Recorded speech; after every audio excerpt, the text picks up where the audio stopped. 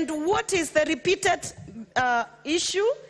That we find out people employed in those institutions come from at least 2 tribal groups or communities. They take 73%, they take 80%, leaving the rest of the Kenyans to struggle for 15% or maybe 20%. What are we telling our people in Kenya?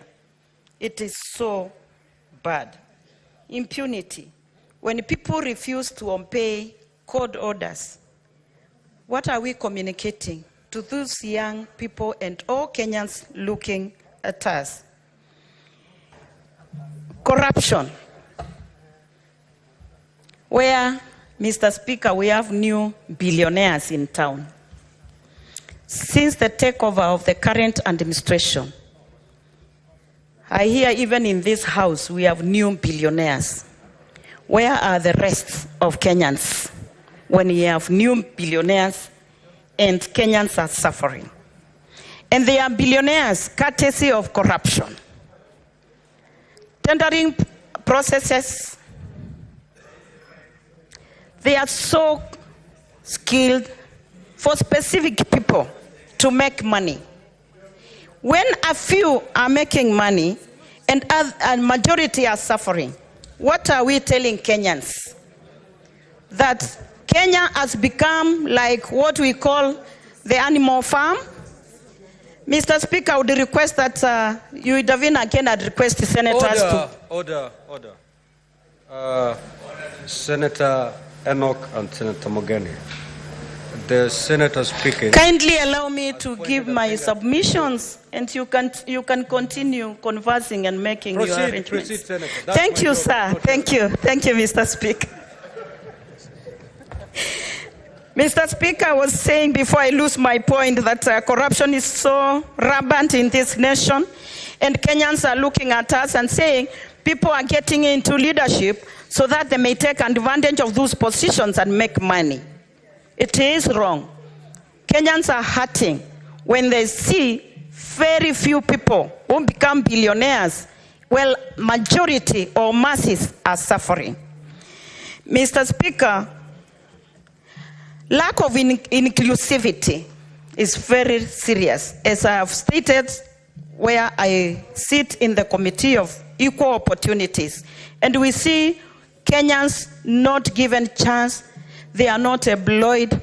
When their employment positions or chances, they are given to people from specific ethnic communities.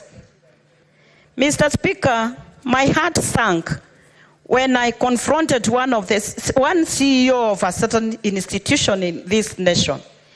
And when I asked her, why do you have only 2 tribes getting the big chunk of positions in this institution? She told me, sometimes, madam, we are under instructions. We are asked, when you do your employment or recruitment, you should know where the government belongs. Very sad. Mr. Speaker, when the leader of majority, who is now making noise with the senator for Nyandarua, kindly allow me to draw your attention, leader of majority.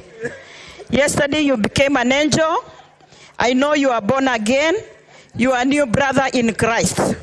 I really appreciate that, majority leader. Kindly allow me to draw your attention that yesterday, or when we were conversing about this, you gave direction that as we speak of the problems and the issues affecting the country, we should also make proposals of what we think should be done to move Kenya forward.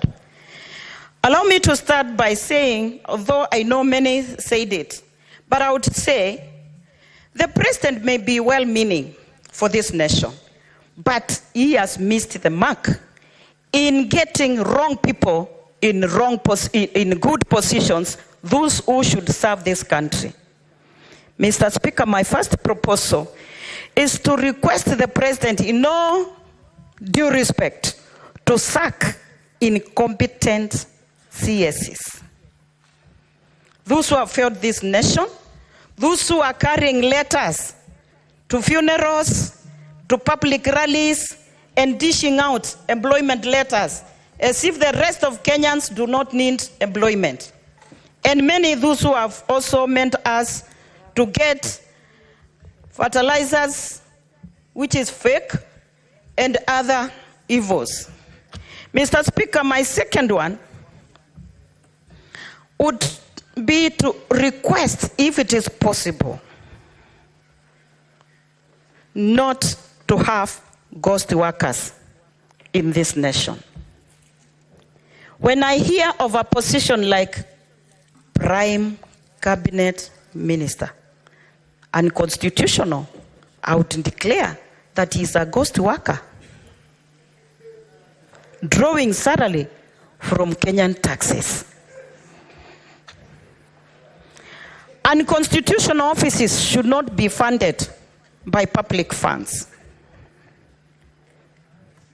To curb corruption, Mr. Speaker, is my third proposal. Let us be truthful. Let us be truthful. Let the government be truthful and stop those who are corrupt. Let us see serious action taken, people put to jail. When prominent people are put behind the bars, then people will fear, others will fear to practice corruption or to do corruption. Mr. Speaker, I would request, is it possible in this country, and I know I have lawyers in this house, to have designated areas for picketing? Because issues will be happening in this nation. And constitutional Kenyans are allowed to picket and to demonstrate peacefully. Can we have designated areas where people can picket? It has been done elsewhere. Can it be done in Kenya, Mr. Speaker? I would also request, is it possible because of police brutality to have retraining of our police officers to know how to handle demonstrators, especially peaceful people who are demonstrating peacefully, like the Gen Z was doing, only armed with a bottle of water, a flag, and their phones? Why should they be killed? Mr. Speaker, if not to retrain our officers, can we have a special unit to deal with maandamano in this nation so that we don't witness bloodshed? Mr. Speaker, if the president, to me and to what we are saying, let him sack the Inspector General of Police. Or if Koome is patriotic enough, let him resign now. Senator Beth Siango, just hold. Can you pause her time, please? Is there a senator listening to some video through their phone? Senator Boni, you're totally out of order. Totally out of order. I'll just give you a caution for the day. Proceed. Thank you, Mr. Speaker. Before I was interrupted by the majority whip, Senator Boni Alwale, I was saying that if Koome is patriotic enough, he should resign today because he has failed this nation. Mr. Speaker, my other proposal would be respectively asking the president to continue listening to Kenyans. It is important to listen and not to display tendencies of dictatorship or arrogance. Kenyans are watching. He should be the unifying factor of this nation. All Kenyans, those who voted for him, those who did not vote for him like me, we want to have him as the father figure of this nation, and he should lead all of us, but not to dictate, Mr. Speaker. Mr. Speaker, my other proposal would be, if possible, let institutions of this independent to be independent institutions. We don't want to witness state capture of National Assembly state capture of the judiciary, state capture of legislation. Please, let's have independent institutions work and actualize their mandate as independent institutions in this nation. Mr. Speaker, I would propose also, if Kenyans are going to be taxed, can we see the work that money is doing? Why should be people, Mr. Speaker, I can see and hear the voice of Senator of Busia competing with my voice. I don't know what is happening, Mr. Speaker, sir. Senator Omtata, you're interfering with the flow of thoughts of the Senator. Thank you, Mr. Speaker, for protecting me. Let the rule of law be followed, Mr. Speaker. And when we give proposals here and suggestions, Mr. Speaker, I would be one of those who really want to see the outcome of what we are doing. Today is the second day in a row when we are debating on this. And the issues we are raising, the issues Kenyans have raised, and Mr. Speaker, the proposals we are giving, we want to know whether it could be just a PR or something is going to be done to liberate this country and make sure that we have prosperity and peace moving forward. Mr. Speaker, I would say that as Kenyans and as leaders in this country, we must be responsible. Take responsibility of our actions, our ways, our... Senator Siango, just 1 minute, you wind up your thoughts. Thank you, Mr. Speaker. I would say that I know the GENZ had demanded that Ruto must go. I would urge the GENZ to give dialogue a chance, if it will work. But if the president does not listen, does not change, does not implement what we are proposing here, then he must go. Thank you. Senator Mundigi. Thank you, Bwana Speaker.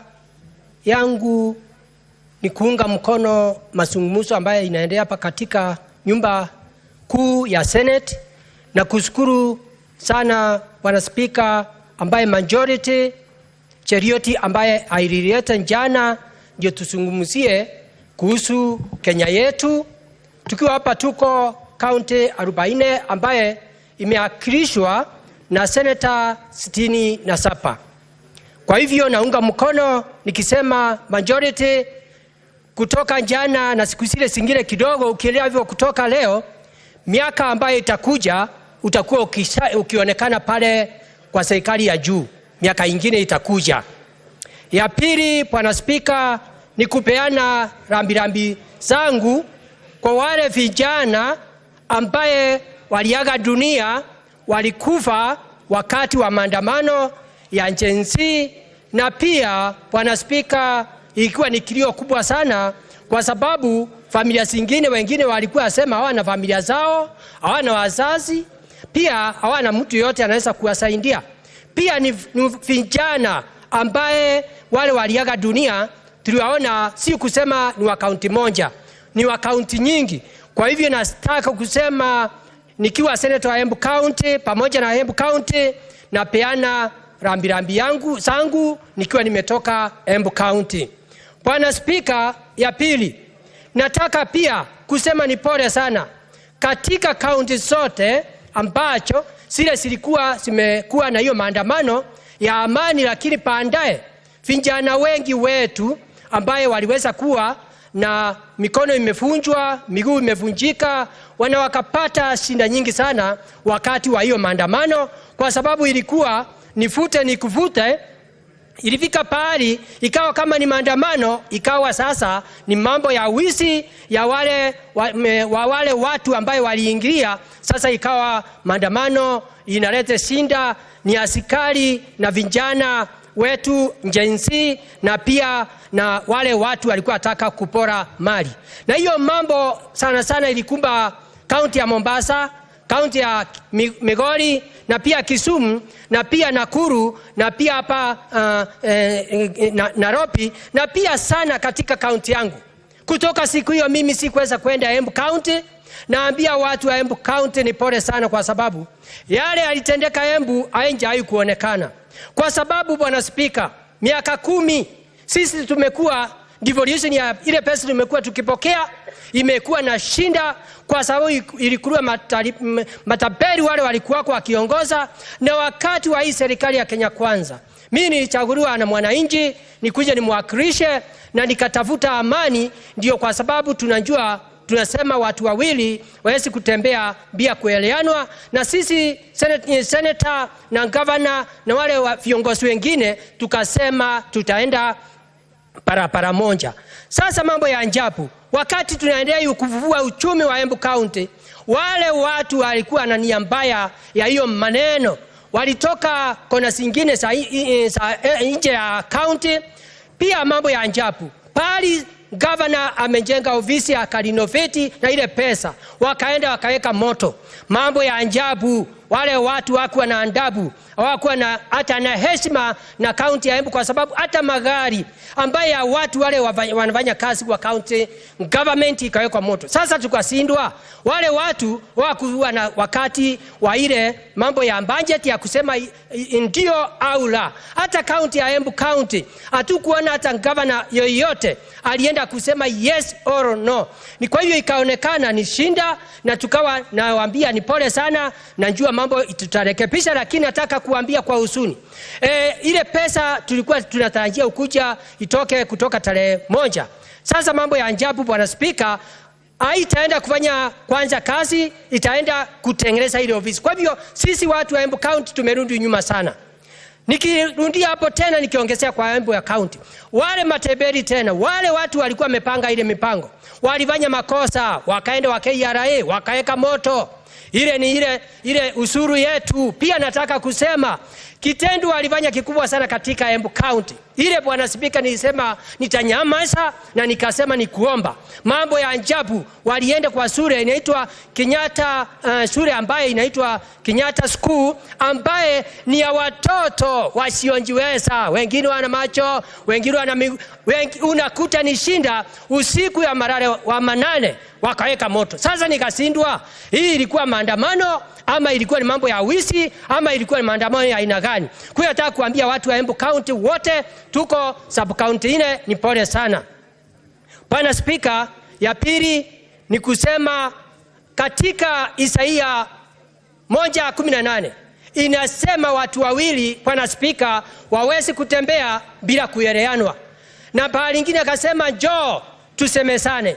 Nataka kuambia senators, parliament na pia GENZ na watu wote na makanisa, tuweze kurekebisha nchi yetu ya Kenya kwa sababu ya ile mambo imefanyika.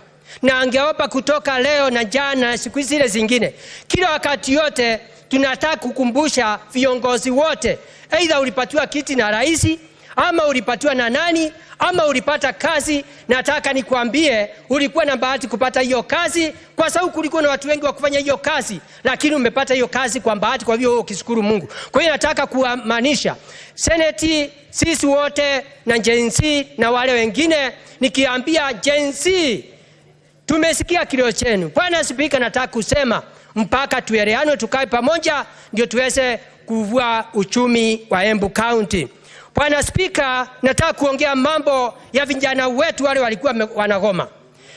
Nataka kuambia wale vijana wetu wale wa university, wa secondary school na kila kona zote, tunajua wako na elimu ya kutosha na kufanya kazi yote katika nchi yetu ya Kenya. Nataka kumuomba tu mguswe na Mungu ambaye ni Mungu wa Ibrahim, wa Isaka, wa Yakobo. Tunaamini ni Mungu mmoja. Msikumbali kurudi hapo tena, na serikali president wetu ambaye tumesikia akizungumza Bwana Spika akisema anataka kufuata hiyo mambo ya kuzungumza, kwa sababu hiyo mambo ilikuwa zungumzwa mambo ya maneno wakati kulikuwa na mambo ya kule Nyahururu, ati mpaka asikie mambo kama nyuki ikitoka nje inafaa irundi kwa msinga wa papa. Kwa hivyo Bwana Spika, naunga mkono rais wetu wa Kenya ambaye ni William Samuel Ruto, na pia na deputy wake ambaye ni Rigathi Gachagua, wakae chini wasungumuze, na pia waongee na viongozi wote, ndio tuweze kuona vile tutasaidia nchi yetu, njia economy katika Kenya. Ya pili, Bwana Spika, mambo mingi tumesema, mambo ya kukaa pamoja, mambo ya kutafuta, na ndio tufike hapo. Nataka niongee mambo ya kazi. Sisi tukua maseneta mpaka tufanye kazi ile nafaa. Saa ingine tuweza kupigana hapa kwa mdomo, lakini siku ya leo nataka kuambia Kenya tuko maseneta 67 ambaye tunaenda safari moja. Hakuna mambo ya Azimio na hakuna mambo ya Kenya Kwanza, tunasema Mungu mbele. Nataka kusema mambo ingine mpaka tufikirie tukua maseneta. Tunaweza kupigana tukisema sasa nataka niseme agenda ya GENZ. Agenda ile nilipata kidogo ni mbili, ile kubwa sana.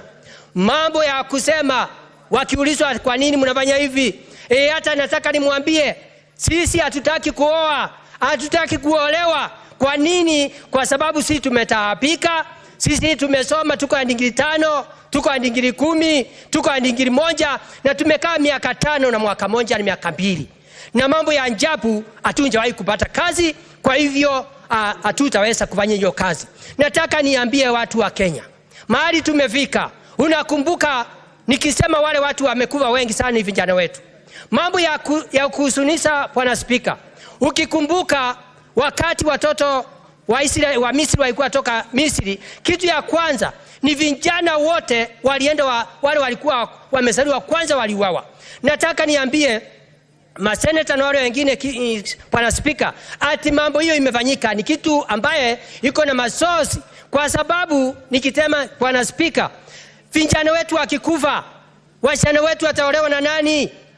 Wakimalizwa ama wakijimaliza na dawa za kulevya na ile vitu vingine.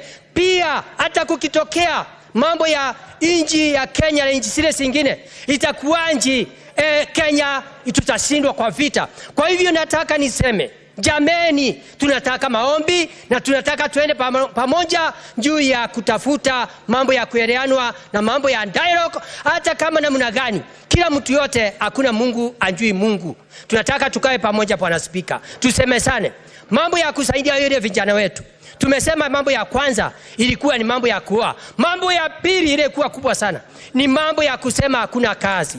Katika nchi yetu ya Kenya kuko tukitaka vizuri, na kwa sababu rais wetu na wale wengine wote wamekubali kukaa chini, na rais ameapa kusema ako tayari kusikiza mtu yote. Kwa hiyo GENZ namuomba msikubali kwenda kwa barabara tena, na kilio yenu imesikika katika mbinguni na katika hapa dunia Kenya.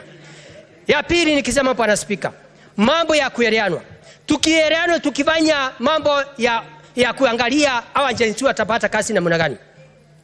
Ni mambo mingi tumeongea hapa katika hii Senate nyumba kuu, ambaye hatunjatoa mambo vile tutafanya. Wengine wasema watu wavutwe kazi, wengine wafanywe nini. Mimi hiyo siungi mkono.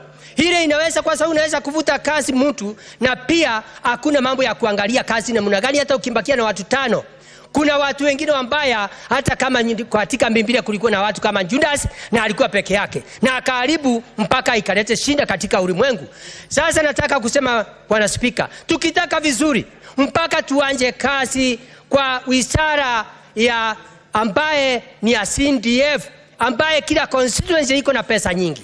Tuweze kuangalia, kuna vijana wanataka kufanya kazi katika masinani, wanavaa kama kazi ya kujenga, ile kutumia ile pesa, na pia hawana pesa ya kufanya kazi. Tungeomba serikali ya Kenya Kwanza, wale GENZ kutoka sasa, waheshimiwa wote katika Kenya mzima waweze kuifanywe yaangaliwe kuonekane ile 30% ambayo inasema GENZ ama vijana na wasiojiweza ama hiyo kitu wanapata. Na kama wapati waweze kupata, hiyo ni kitu ya kwanza ya kuangalia kazi ya hawa GENZ. Kitu ya pili Bwana Speaker, tukitaka kuwasaidia vijana yetu. Katika county tuko county 47 na tuko na wizara 10 na siko na mambo mingi. Bwana Speaker, ningeomba magavana wote waangaliwe vile itakuwa na mambo vile wamekuwa wakifanya kazi. Mtu yote kwa county na kama kazi yake imesembea, watu waweze kupelekwa, wengine wale wameimba pesa wafanyikazi wapelekwa kotini, na pia wale wengine wavutwe kazi, ndio watoto wetu waweze kufanya zile kazi, kwa sababu wako na usunja na uelevu wa kisasa ya kufanya kazi. Pia tukitafuta kazi nyingine ya tatu katika national government, tumesikia rais wetu mpenda kila mtu wote na amekubali kunyenyekea mambo ya NEA, National Employment Authority. Tunamuomba aendelee kuweka hiyo mkazo, ndio tuonekane vijana wetu. Kama tunajua mimi ni committee member walipa, tukianza miaka 2 imeisha, kulikuwa na shinda kule ambayo vijana wetu walikuwa na shida nyingi. Lakini sasa serikali imetenga hiyo department na itakuwa na mambo zake. Ningeomba rais wetu, watoto wengi wanasema wana passport, watoto wetu wanasema wana kitambulisho, watoto wote kuonekane kama ile pesa imetengwa ya CDF ikatwe kidogo, ndio iweze kupatia watoto passport, kwa sababu anasema wana pesa, na ikatwe kidogo waweze kupata vitu zote ambazo itaonyesha hata kupimwa na hata kila kitu, ndio hao watoto tuweze kuona within miezi kidogo kama watakuwa wakienda huko nje. Bwana Speaker, naunga mkono hii kitu. Ningeomba tukitafuta kazi kwa watu wetu, ningeomba ministry, tuko na wizara 21 ya serikali, ifanye upelelezi, ionekane kutoka huko juu na mpaka chini kazi namna gani, kutoka chini mpaka juu ionekane kazi iko namna gani, na kama mtu amesembea kazini aweze kutimuliwa, na wale wengine wamepora mali ya watu waweze kupelekwa kotini, ndio sasa kuwe nafasi ya hawa GENZ wafanye kazi. Bwana Speaker, nataka kusema ukweli. Huwezi kusafisha kikombe ndani na nje imeharibika, iko na uchafu. Ningetaka kusema katika seneta hii, seneta 67, tunavaa tusiweze kuwa tunaonyesha kidole kwa mbunge, kwa wale cabinet secretary, kwa president, kwa deputy, kwa wale wengine. Kitu ya kwanza Bwana Speaker, ningeomba tuanze kwa hii seneti ya Kenya ambayo iko seneta 67, tuko county 47. Nataka kusema hivi, nataka niulize sisi kwa roho zetu, wakati tulisaguliwa tukiwa maseneta, tuliletwa hapa tuwe tukiangalia vile tunafanya kazi. Tuko na komiti 10, wengine komiti zingine Bwana Speaker ni watu 9 komiti, na wengine hawajaonekana. Unavaa ujiulize uletwa hapa kufanya nini? Kutoka Jumatatu nataka kuambia GENZ seneta wote wanavaa kutoka Jumanne, Jumatano na Alhamisi wanavaa wewe kazi. Nataka makaunti muulize au magavana na maseneta wanaangalianga kazi namna gani. Kwa hivyo nataka sinda sote tuanze hapa, na vitu zingine tunafanya kaunti namna gani, ndio tuweze kuenda kwa wale wengine. Pia ukienda ile nyumba ya MPs unakuta mara mingi mtu anaonekana wakati wa mwisho ndio akuja kuvoti. Muulize hao watu wanafanya kazi gani. Kwa hiyo nataka kusema mambo ya kusemana pamoja, naunga mkono kwa hii maneno, na ninajua tukiweka Mungu mbele Bwana Speaker, mambo ya Kenya tutaenda mbele, na hapo economy ama mambo yote utakuta hiyo kazi kipatikana, uzuri ya county na uzuri ya national government, na pia mandeni tuko naye katika Kenya hii tutamaliza na serikali ya Kenya kwanza, ama serikali ya Kenya itakaa vizuri kwa hii kipindi. Kwa hivyo sisi tuungane pamoja, tusiwe watu wa kuonyeshana kidole, ni wewe, ni huyu, mpaka tusemesane. Na nikimalizia Bwana Speaker, nataka nikumbushe serikali ya Kenya kwanza na wale wengine wote na Kenya mzima na department zile zingine kutimulia watu ama cabinet secretary MPS haitasaidia. Ile kitu ya kwanza ni kuangalia ule mtu afanye kazi aweze kutimulia. Unaweza kuacha watu wawili na kama kazi haiangaliwe hakuna kitu watafanya. Kwa hiyo Bwana Speaker, ningeomba nikimaliza ambaye kuseme sana, nataka nikimaliza nataka nikumbushe tena watu wa Kenya mambo ya kusema Isaia watoto wa Misri, wa Israeli, wakati walitoka Misri, walifika pahali wakaanza kupigana kuletania sinda, ni wewe, mpaka wakati kafika, na ndio Isaia akasema njooni nyote tusemesane. Sasa ni wakati wa Kenya, makanisa, seneti na ngurubu zote na GENZ tuungane pamoja kama watu wa Kenya tuweze kusaidia Mkenya, kwa sababu nataka kuambia GENZ, Kenya ni ya mtu mzee, ni ya mdogo, ni ya kila kitu. Na ninataka kuhakikishia GENZ, hii Kenya ni yenyu. Ukiangalia sisi miaka ile iko, sisi tunaondoka. Kwa hiyo nataka mtushikilie na nyinyi mfanye kazi vizuri, ndio muweze kulete matunda na kumaliza na kutengeneza economy ya counties na pia economy ya Kenya mzima. Pia hata mambo ya agriculture, kule kuna agriculture, kuna agriculture, kuna trade, kuna cooperative. Pia hizo department, hiyo cabinet secretary wafanye pamoja. Ndio pia county government ipatiane every county power ya manji, ndio wapate ile kazi ikipeano kule, kusimekane watu wakubwa wase wasiende kwa ile na kutafuta masamba. Kila GENZ wale wako na mavikira ya kulima, na pia waweze kulima, ndio hiyo masao yao iweze cooperative iwapatie pesa walime, na pia trend itapute soko huko inji ya ngambo. Kwa hiyo Bwana Speaker, mimi naunga mkono. Nikimalizia nataka kuhakikishia GENZ, kilio yenu Mungu ameisikia, na serikali na Kenya hiyo kilio imesikika. Nikimalizia Bwana Speaker, hiyo kitu yote ikifanyika, utakuta economy ya kaunti zetu 47 hatutapigana, na economy ya Kenya itaendelea vizuri na Kenya itasimama. Kwa hivyo Bwana Speaker, nikiwa senator wa Embu County, naunga hiyo mazungumzo tuweze kutembea pamoja. Ni mimi senator wa Embu County ambaye ni Daktari Alexander Munyi Mundigi, ambaye ni deputy party leader wa Democratic in Kenya Kwanza. Asante Bwana Speaker, naunga mkono. Asante. Professor.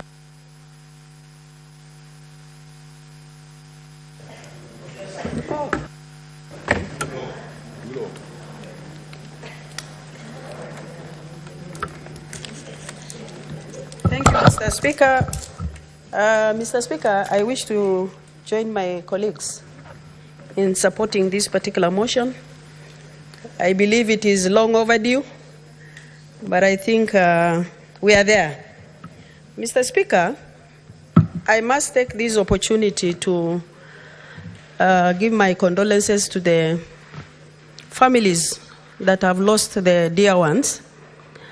We have lost great leaders. Some people say youths are future leaders. They are not future leaders. From what happened last week, they are leaders of today, Mr. Speaker. I must accept that.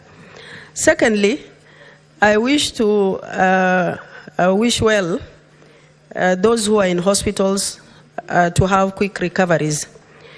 Mr. Speaker, I remember yesterday when we had a brief meeting, I asked the meeting, what is the end result of this particular debate?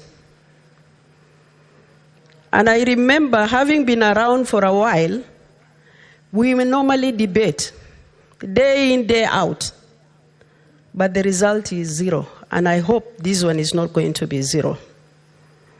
Mr. Speaker, what we have seen, it must have taught us lesson that we need to learn from the happenings in this country, both national and the county level.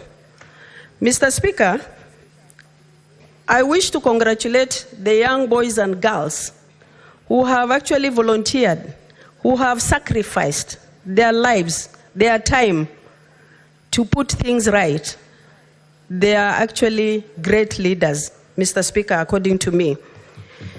Mr. Speaker, I remember there were several challenges on that particular Tuesday where people were running for their lives. I have watched a very serious young girl on a YouTube last evening where she was actually confronting a police officer and telling him, do whatever I want to do, but I'm here for the right of Kenyans, I'm here for my right. She must be a hero, and I hope her name is called Shakila. She's a great leader and she's a hero in this country. Congratulations, Shakila, though I don't know you. And the rest of young boys and girls who have volunteered. Secondly, Mr. Speaker, I must congratulate the President of this country for having listened to these young boys and girls. If he actually didn't return back that particular bill to the National Assembly, we would have been in a different situation in this country today. I think, Mr. Speaker, we need to look at our neighbors. South Sudan, North Sudan, Somalia. Those are the countries with very few tribes. But in Kenya, we have 45 tribes. If for any reason that we turn against each other, I'm telling you, we'll finish each other within a week or even less. But may God forbid that, Mr. Speaker, and that is the reason why we should actually congratulate and be happy for whatever has happened. And the head of state actually agreed to listen to us and also to the youths of this country, Mr. Speaker.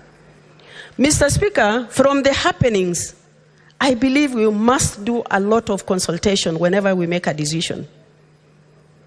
Because if we don't consult each other, if we make decisions unilaterally without consulting, then we'll see what happens from what happened on Tuesday and the years to come, Mr. Speaker.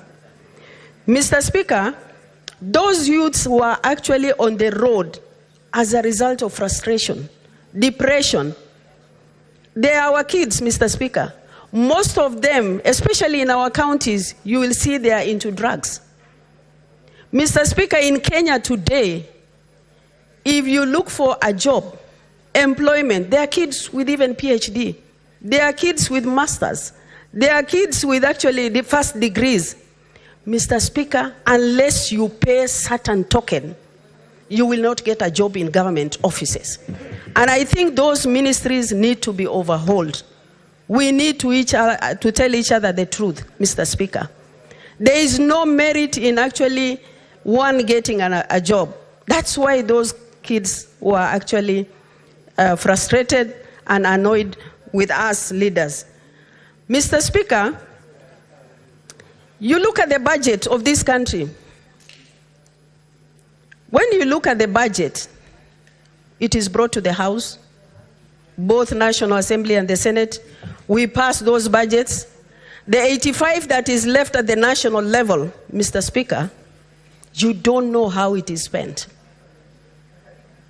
You don't know how it is implemented, even the projects that are there. You are either politically correct or not, Mr. Speaker. You are either influential or not. You either have a population or not, Mr. Speaker. Everything is actually looking at the future of politics of this country.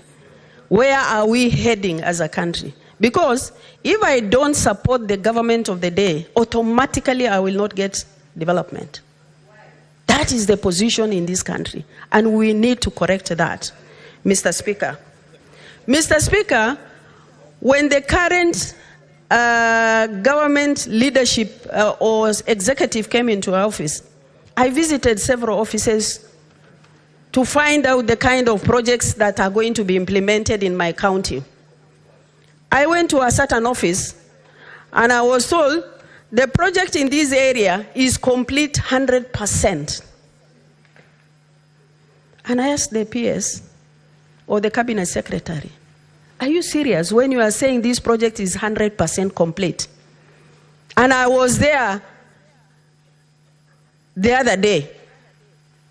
Mr. Speaker, you can imagine a project that is done 40%. What is in a government office is 100% complete. In certain instances, those projects are not even there. So what I'm saying here, Mr. Speaker, is that we need to look at the way we are carrying out ourselves and actually even sharing the national cake, Those who are at the national level, you need to go down and see what is happening or how those projects are being implemented. And again, how those projects are actually benefiting the areas and the communities that are intended to be supported. Mr. Speaker. Mr. Speaker, let me come back to this house. I've been around for a while. I was in the first Senate. I was in the second Senate. But the current happenings, we must call a spade a spade. You can actually bring a statement to this house. It takes 6 months for a committee to look at it and give you feedback. Mr. Speaker, you can imagine I'm being confronted even in certain committees. Is it really relevant for you to bring this statement to this committee? When the Speaker on the floor of the House has referred a statement to a committee, I'm being challenged in the committee. A member of committee or secretariat calls my county and tells the governor, what is wrong with your senator? She's always bringing statement to our committee. Mr. Speaker, I think when we correct others, we should also correct ourselves. We should correct ourselves. There is a lot of problem within our committees. Things are not done properly. I can enumerate committees where I have challenges in my counties. Up to now, Mr. Speaker,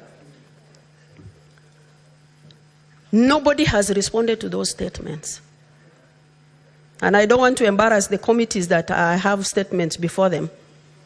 Sometimes you can imagine you are just send the response and nobody bothers how to deal with that particular statement. I wish we could go back to where we started in the first Senate, where responses for those statements are brought back to the House so that everybody can listen and understand those statements and even ask further questions, Mr. Speaker. So, Mr. Speaker, the reason why I am telling this House or ourselves, when we actually point fingers to other individuals or other institutions, we also have challenges here. We must actually correct ourselves. Mr. Speaker, going back to the counties, I have sat in the committees of the House from 2013 up to date.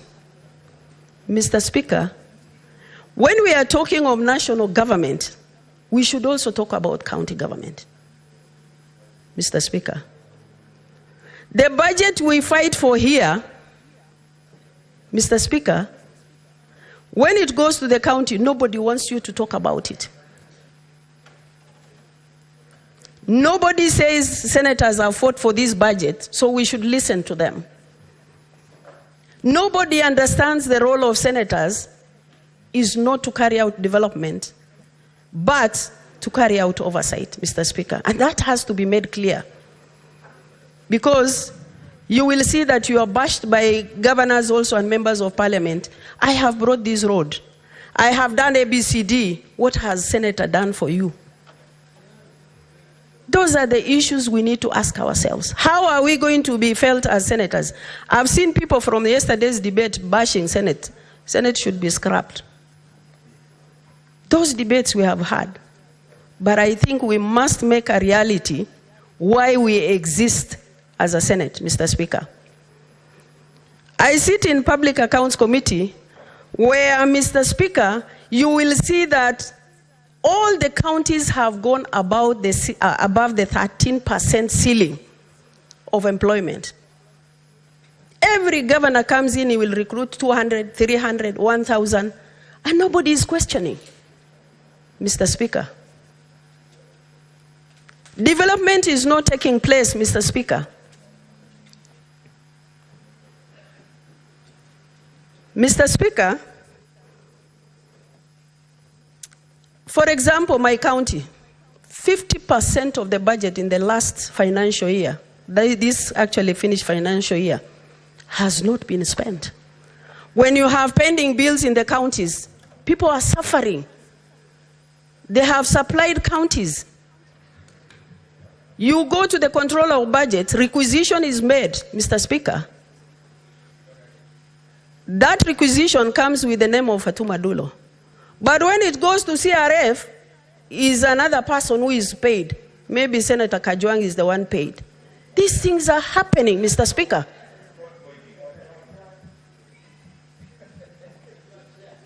Do you want to challenge me? Proceed, Senator. Don't be Mr. Speaker, it's happening in the eyes of COB, it is happening in the eyes of Treasury. Nobody is bothering. Those who have supplied, Mr. Speaker, are suffering. Those who are owed pending bills, they are not paid. I remember 2019, there was a decision made by this House to stop actually budget going to the counties until they clear pending bills. And they all rushed, Mr. Speaker, to clear those pending bills. And I think that decision has to be made also, maybe next financial year, so that Kenyans can get their money and also service is delivered to Kenyans. Mr. Speaker, if I may look at my county, yesterday I moved a motion to stop budget going to Isiolo County. I was not a fool when I actually drafted that motion. We have instances, I remember 2019 or even 2015, I think Senator Khalwale also tried one time. When the governors refused to appear before Public Accounts Committee. Majority Leader, you may consult, but keep it on the down low. Proceed, Senator. Mr. Speaker, we push governments to allocate budget to counties. And when you summon a governor to the committee of the Senate, he will tell you, I am not answerable to anybody. I am not actually obligated to respond to anybody. It's in public domain. We went as a Senate committee to Isiolo. The end result is we all were abused in public. All of us. And actually some of the senators who came there, why can't you oversight Homa Bay? I remember Senator Kajwang being told, instead of coming to Isiolo. We have a right as senators to go to any county. I thought I have 20 minutes, Mr. Speaker. Mr. Speaker, I brought a statement on the floor of the House regarding a morgue. Up to date, that morgue is not operational. The governor refused to appear before Health Committee. Mr. Speaker, after the committee has issued a warrant of arrest to order to DPP and IG, the governor rushes to get a court order to stop committee of the House operating. And we need a ruling from you, Mr. Speaker. I have never seen where a governor can stop decision of particular committee. We had a P committee where actually Senator Olekina was abused in a committee. And banging of the tables happened. What kind of respect do we have? There are no structures in those counties, Mr. Speaker. I'm not talking about Isiolo only. If you look at the budget forums are not working. Supplementaries are carried. Members of public don't know. Mr. Speaker,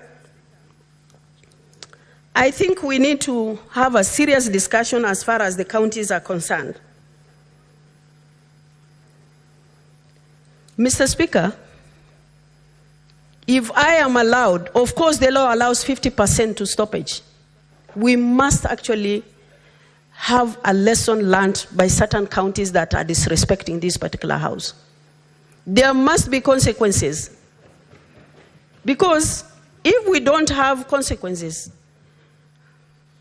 like some guys in Isiolo Senate, where will Senate take us? We will come, listen to them, we take photos with them, see them outside the tent. That is the end of it. That is the story that is there in the counties, Mr. Speaker.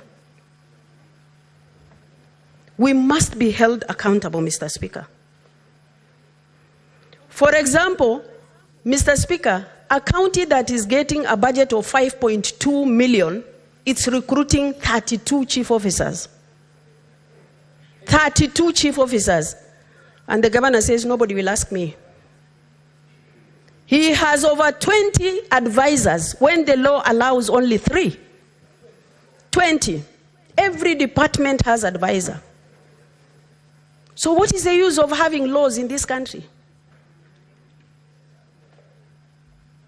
It has no meaning. And I can see the kind of frustrations that these young boys and girls are going through. The demonstration we had here was similarly in my county, Isiolo. We lost some young boys and girls. Poleni sana. Mr. Speaker, after the demonstration, some youths are hired to confront the peaceful demonstration that were done by GENZs. Can you imagine a governor rushing and tweeting and saying, Fatuma wanted to ban the county office? Why would I ban county office? Can I assist him to ban evidence where he has misappropriated funding? Why would I? Mr. Speaker. Mr. Speaker, we have a lot of challenges. If this debate that we are carrying out today will solve the kind of problems we have, both nationally and at the county level, Mr. Speaker, then we have something to smile. And I will advise GENZs, yes, you have made noise. Yes, you have been heard. Put your structures in place to hold everybody accountable. And I must congratulate you today, we didn't have demonstration. Congratulations. But come together and make sure that whatever you have actually listed down have been implemented. Mr. Speaker, we have a lot of challenges. I don't see why we should even allocate money to counties. Our mothers today are carrying drums of water on their backs when we have budgets, Mr. Speaker.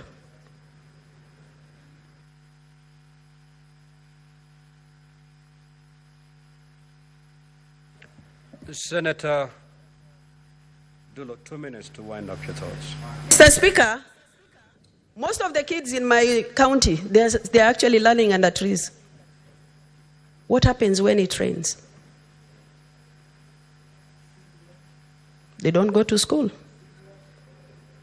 Mr. Speaker, hospitals, there are no dispensaries that are operating, no drugs, no ambulances. Our mothers are dying on those rough roads trying to get service delivery as far as health is concerned, Mr. Speaker. So let me urge this House, whatever discussions we're having here, we must have a solution to it. And as far as actually sending the budget to Isiolo County, until the governor of Isiolo accepts and respects the role of the Senate, and I think any other county, we should actually not release more than 50% of the budget for the benefit of staff going to those counties, because we deserve that respect as a Senate, and also hold those governors accountable, because what we are sending them is not actually realized. Imagine Governor, Treasury of Isiolo is operated in Nairobi. Procurement is operated in Nairobi. And nobody is bothered. And people here in this House, they are saying, why is Senator Dulo so annoyed with Isiolo County? I have a reason. I feel the pain of my people. That's why they have elected me to this House. Mr. Speaker, let's put our acts together. This country we all belong to. There are so many people who are yearning to come and settle in Kenya. We don't have another country. Can we sit down, do proper consultation, and ensure that our country has moved forward? I thank you. Senator Mofire.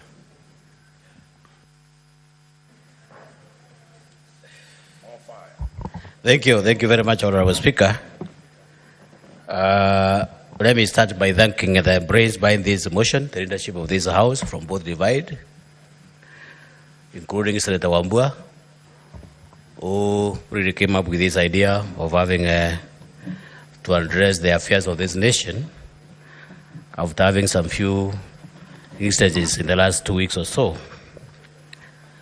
Honourable Speaker, before I give my speech, I would want to dedicate my soul and spirit to the young ones who lost their lives, to the parents, to the relatives and the entire family, because it is the record that this country lost lives in the last few years, in a few days, out of the protests that were brought by our sons and daughters. Honourable Speaker, I want to convey my gratitude and greetings from Sarakanidi to the majority leader of this House, to Senior Kalwale, to Sifuna, because I've received several messages, even to you, Honourable Speaker, because I've received several messages and calls from people from Sarakanidi, congratulating each one of you for fighting it very necessary to make sure that we have a counter address, because the sentence now is a slap for this country. We have been celebrated across the board, and people are saying this is the Senate that we really voted for as per the Constitution. We have really redeemed ourselves, and we have restored our sanity as a House. Honourable Speaker, I belong to Kenya Kwanza government, having been elected Senator for Tharaka-Nithi by majority votes in the last elections. Honourable Speaker, I'm happy that this House has disregarded party affiliations and decided to confront issues without having to say you come from Kenya Kwanza or Azimio for that matter. And that is patriotism, Honourable Speaker. That is being patriotic, because as quite a number of speakers have just said, we do not have any other country other than Kenya. Honourable Speaker, do you protect me from the leadership? I can see Medhu is making a lot of noise, maybe from some quarters, Honourable Speaker. Order, Senator for Laikipia. Resume your seat. Proceed, Senator Mofu. Thank you very much, Honourable Speaker, for that. You know, Honourable Speaker, this government came into being through some very common phrases. I remember we went around the country, and our common phrase was bottom up, the hustlers. That's captioned the likes of Mama Mbogas, the border borders, the Mokokoteni, the wheelbarrow pushers, and any other common person for that matter. And we rode on that spirit, and we were voted enormously for those phrases. Honourable Speaker, I remember the vows and the promises that we made. Within 100 days, we shall have done this and that. Within 3 months, we shall have done this and that. But I'm very sure somebody who is watching me from Tharaka-Nithi, from Ramu, from any part of this country would want to agree with me. We have not been very faithful to those vows and promises. We might have been distracted maybe by some economic issues or policies, but that's not, and that is not and will not be the expectations of the nation. It could be too early, but of course the promises were in the next 100 days, in the next 3 months, we shall have this and that and that. Honourable Speaker, we made some confessions. We made some promises that this government will be comprised of Mama Mbogas, the young people, border, and it was a common phrase, not exactly for the president, for anybody. That was the talk of Kenya Kwanza. Honourable Speaker, what we have seen in return is total contrast to what the promises were. The boys that are routing today in the streets, in the campaigns, we expected them to be in positions. But in return, Honourable Speaker, we have witnessed and we have seen some recycled corrupt faces in this government. those people with indented history of corruption, some serious moral practices here and there, those are the people who are running the government. We have seen people carrying sacks of money in functions in Harambes, out of cronyism, out of tribalism. And it's time, Honorable Speaker, I happen to serve in the Committee of National Cohesion and Equal Opportunities, where my senior Senator Chuta chairs. It is very saddening, Honorable Speaker, to find that in this country, 2 tribes carry 3/4 of the entire public service or the workforce at the expense of other tribes. So one would want to ask, why are other Kenyans taking their kids to school? So those are some of the lamentations, Honorable Speaker, that we are seeing in the streets. And I'm happy that the President was able to listen to some of those grievances. And it is important also, Honorable Speaker, to note that even the budget is skewed to favor some cronies, some royalists.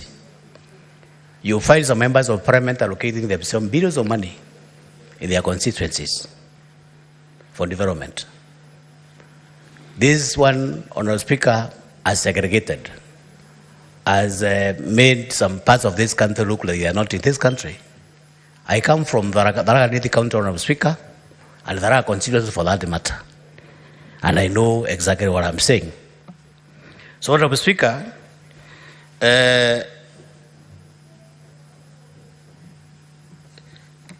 Kenyans put this government in power with great expectations and made so that their lives maybe could be made better. But of course, the intentions could have been very good. But of course, Honorable Speaker, up to now, those of us who frequent their localities every weekend, you bear me witness that we face a lot of problems with our mothers, with our fathers, with our common rural folk, seeking for school fees, seeking for medication, seeking for any sort of assistance from those who are elected. It is not something, Honorable Speaker, that we can manage. This one displays some serious levels of inequality in the society. This is not Kenyans really expected once when they went into elections. Honorable Speaker, we chose, after forming the government, we chose to reward friends and loyalties instead of competence in some cases, Honorable Speaker. That is why here we have had some confessions from some prosecutors of this motion that there is a committee in agriculture. We sat down, prosecuted our case, and up to now, some of those non-corporates are still in office. This one, Honorable Speaker, is seriously eroding the confidence of the Kenyan people. Because, Honorable Speaker, there is no way Kenyans would want to be shuffled by a person who is dented and corrupt for that matter. And it's not only agriculture, Honorable Speaker. We have so many seen cases in this country where we do not have a serious resolve maybe to fight corruption. We have created 2 levels of living in this country. We have the extreme people who have a lot of money. The haves, they don't even know where to take that money. They have bought so many things. They have bought choppers. They are going around the country with so much money.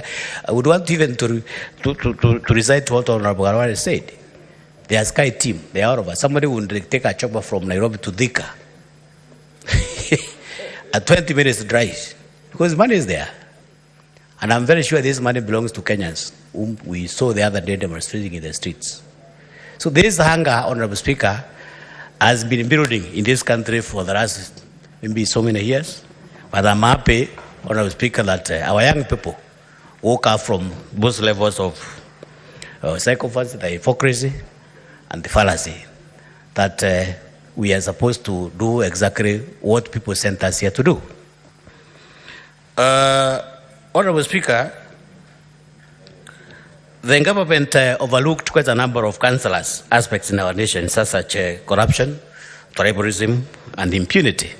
Honorable Speaker, the other day, not even the other day, today, Honorable Speaker, In Kenya today, you can do anything as far as you are politically correct. You can walk and do anything that is supposed to be done, including crime. You can kill. We have seen even some of us shooting people dead and then go scot-free because you belong to this section of the government. So I think, Honourable Speaker, it is the high time we restore and install and make sure that we are equal before the law. And some of those things, Honourable Speaker, is why we're having our youth go to the streets and make some serious demonstrations. Honourable Speaker, even the budget, as Jajab said, is made in favor of some people who are connected to the system. Honourable Speaker, we have every right to thank our young generations for waking us from the deep shame of hypocrisy, psychopathy, and fallacy. Honourable Speaker, I'm happy that this government found it necessary, maybe to halt the signing of the finance bill, which in the Kenyan understanding was not favorite to the voters. So, Honourable Speaker, I want to end up by saying that Senate, as it is claimed, is in glory, and I'm very sure this is the trend we are supposed to embrace as a House. Maybe in the future, this is the hope of this country, and the Kenyans are looking upon us to give solutions and directions. Honourable Speaker, I strongly support the motion, and I hope the recommendations that we are going to make are not just going to die, just like so many other things that we have been able to prosecute, and they have never seen the light of the day. So these recommendations that we are going to make, Honourable Speaker, I would request the leadership of this House and the entire House to make sure that we implement what we agree, and I'm very sure as a House, as a Senate, we are going to be the symbol of unity for this country. I support. Senator Kajwang.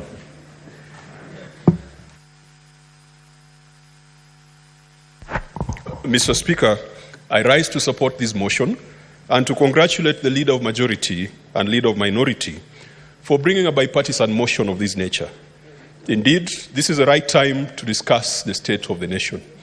Mr. Speaker, let me first start by sending my condolences and the delegation that I lead to the 39 families whose children died in the last 1 week. The Kenya National Commission on Human Rights has told us that 36 were injured, 627 young people were arrested, and 32 have disappeared. Mr. Speaker, disappearances and extrajudicial killings have returned to this country, despite the promises that were made during the campaigns. I also wish to sympathize with the traders who have lost their property across the nation. Mr. Speaker, even though not related, allow me to take this opportunity to send my condolences also to the family of the late Joe Barage Wanjui. Those who know Joe Wanjui, he was a chancellor at the University of Nairobi. He is a foremost businessman in this country.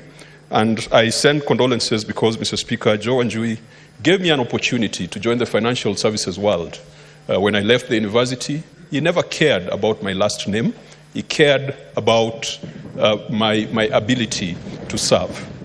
And Mr. Speaker, may his soul rest in peace, and we shall remember his sophisticated humility, which I have struggled to emulate. Mr. Speaker, last week when I was in church, the young people told me when I come to this house, I must read out Ephesians chapter 6, verse 12. For we fight not against flesh and blood, but against principalities and powers. The Gen Zs are not fighting against flesh and blood. Theirs is a fight against principalities and powers, rulers of darkness and wickedness in high places. Gen Zs don't want to kill anybody, even though we are killing them. We have snipers in this building to kill our young people. They are not fighting flesh and blood, Mr. Speaker. It is about wickedness in high places, parliament, state house, city hall, governor's premises, across the nation. It is wickedness in high places that the Gen Zs are fighting against. It was not even the finance bill, Mr. Speaker, that was the problem. The finance bill was a catalyst. All this started when we decided to force on Kenyans a housing law In fact, it's a good thing that those young people came to Parliament, because we are the ones who passed a housing law and told the young people they can go to hell if they want. We are the ones who passed a health law, which nobody understands today. Mr. Speaker, those people who work for the National Health Insurance Fund, they have no certainty. They don't know whether they have a job. Leave alone a job, they don't even know whether they have a health cover. And yet they work for the National Health Insurance Fund. It was this Parliament that brought about that kind of wickedness, that many of our people today do not have health cover. Today, children in schools do not have health cover, something that we thought would be a constitutional guarantee. It was taken away, and this Parliament kept quiet about it. Mr. Speaker, the Gen Zs are fighting about the neo-colonialism that we are seeing today. When Kenyans are complaining about their government, the first person to respond to us is the American ambassador in PowerPoint presentations, telling us how our elections are free and fair, telling us how our president has been sent from God, and telling us that we are making the right decisions, that we should persevere. Gen Zs are tired of that neo-colonialism and double standards. Someone told to me that if those protests were about the rights of persons of the LGBTQ community, Mr. Speaker, and 39 people were dead, the Western world would have frozen aid, they would have frozen external assistance to Kenya. Are the lives of gays and lesbians more important than the lives of the 39 that we have talked about? We saw what happened in our neighboring country, Uganda. They came up with laws that limited the rights and freedoms of persons of that orientation. And Uganda has now been denied funding. The Speaker of the Assembly in Uganda is being hounded out of office. She cannot even travel, Mr. Speaker. We do not want the double standards of neo-colonialists, and we pray that the Gen Zs in America will do the right thing. Mr. Speaker, the arrogance that we have displayed as a leadership, the tribalism that we have been expressing and calling it shareholding. Shareholding is nothing when it comes to national politics. It is pure tribalism. It is ethnic jingoism. It is ethnic chauvinism. Mr. Speaker, we are talking here with Senator Omtata, asking ourselves, why do you need a voter's card when you already have a national ID? And that has been the system in this country, to disenfranchise certain parts of this country.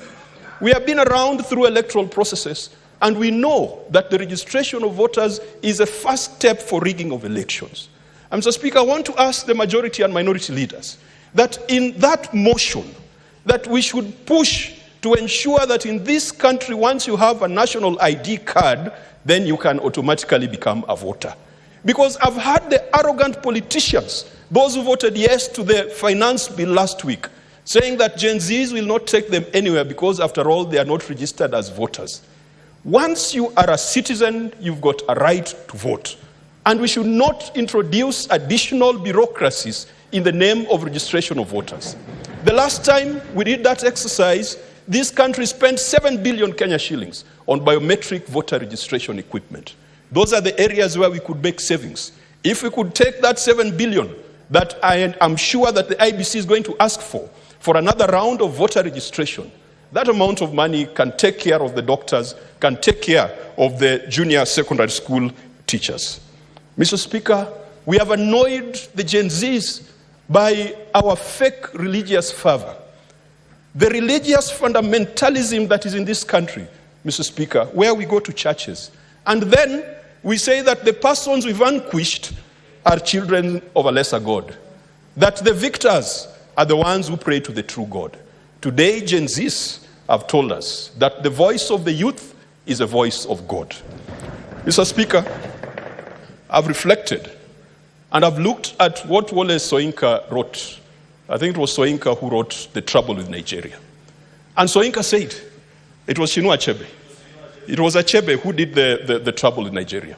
He said there is no problem with the Nigerian land, the Nigerian soil, the Nigerian air, the Nigerian water, the Nigerian seas and lakes. The trouble with Nigeria, as is the trouble with Kenya, is the failure of leadership. It is a cult of mediocrity. It is indiscipline and it is corruption. Mr. Speaker, ever since Achebe made those very, very interesting remarks more than 20, 30 years ago, Kenya has not learned a lesson. I am so happy about this revolution that our young people have brought upon us, because it is going to change the architecture of our politics. Before, the people who mattered were the leaders and owners of parties. Today, the true bosses are the youngsters, the Gen Zs, our brothers and sisters, our sons and daughters. Mr. Speaker, I heard the president say that he wants to set up certain committees to go around the country to find out what the youth want.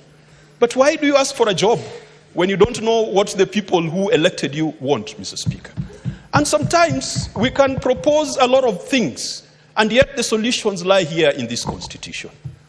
We have a chapter or an article, Article 55 of the Constitution, which talks about specific application of rights with respect to youth.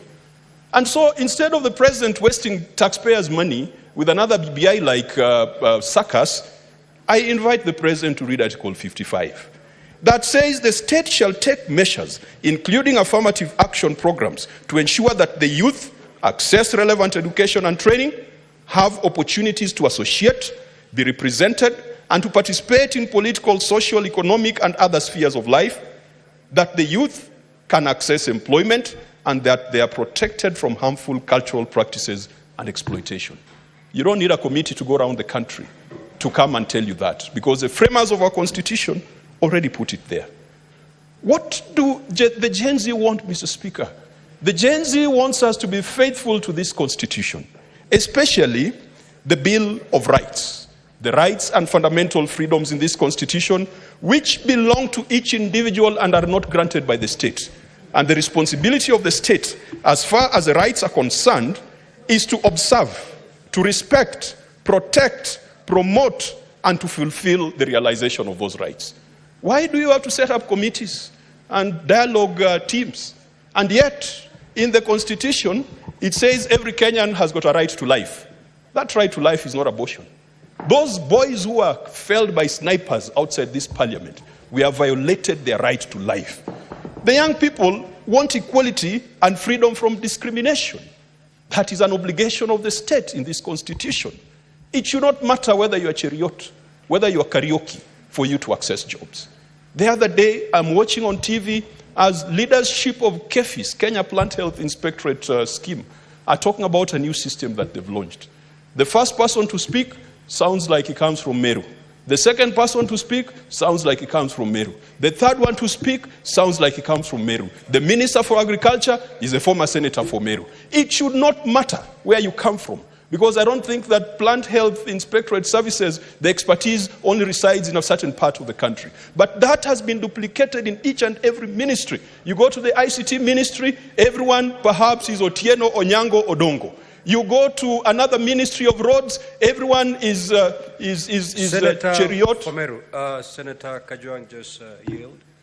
Senator Fomeru, we agreed before. Just take a seat. Just take a seat. We agreed before. I'm talking Senator Kathuri. We agreed as a ground rule that there shall be no points of order. Now, there was a reason for that. And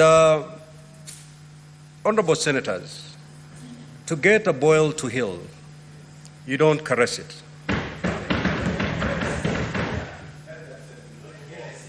If you need the boil to heal, you must squeeze it really hard. Now, that process of squeezing is pretty painful. But if we need to get out of this place where we are, if we need to get out of the place we are, we just have to squeeze this boil. So, Senator Kathuri, I will give you an opportunity where you're going to lay your case and nobody is going to raise a point of order on you. Conclude, Senator Kajwang. Mr. Speaker, when dry bones are mentioned in a proverb, some people feel jittery. I am talking about I'm talking about the rights and fundamental freedoms that are in the Constitution. Every Kenyan deserves a right to work in public. And that is what the young people are asking for. They're asking for human dignity to be observed. Our people want to be treated properly, like human beings. They don't want to be treated like animals, like we have seen out there in the streets. Our people, our young people, want freedom of conscience, religion, belief, and opinion. They want freedom of expression. They want freedom of association, freedom to assemble, to demonstrate, to picket and petition, and not to be greeted by bullets. Mr. Speaker, when we talk about 39 people dead, it's as if we are counting heaps of logs of firewood. These are children of people. There's a mother somewhere shedding tears today, Mr. Speaker. There is a father somewhere talking about the lost opportunities as a result of a young person doing what he was told he can do comfortably under this constitution. When you talk about the 39, we are talking about Ibrahim Kamau. Ibrahim Kamau had just left high school, Mr. Speaker. He was felled by a sniper outside this parliament. He was killed within the presence of parliament. We are talking about David Chege, a computer science graduate from Jomo Kenyatta University, felled by a sniper's bullet outside this parliament. The blood has not died in the grass of parliament. We are talking about Eric Shieni, a university student. We are talking about Evans Kiratu, who was killed by a tear gas when tear gas exploded on him. We are talking about Rex Kanyike, Brian Kasaine. Gen Z are saying, grant us the rights that are due to us in the Constitution. More importantly, Gen Zs are demanding that the economic and social rights that are granted unto them in this Constitution and which belong to them, it's not granted by the state. The duty of the state is to fulfill it. These rights belong to the Gen Zs and to the people of Kenya.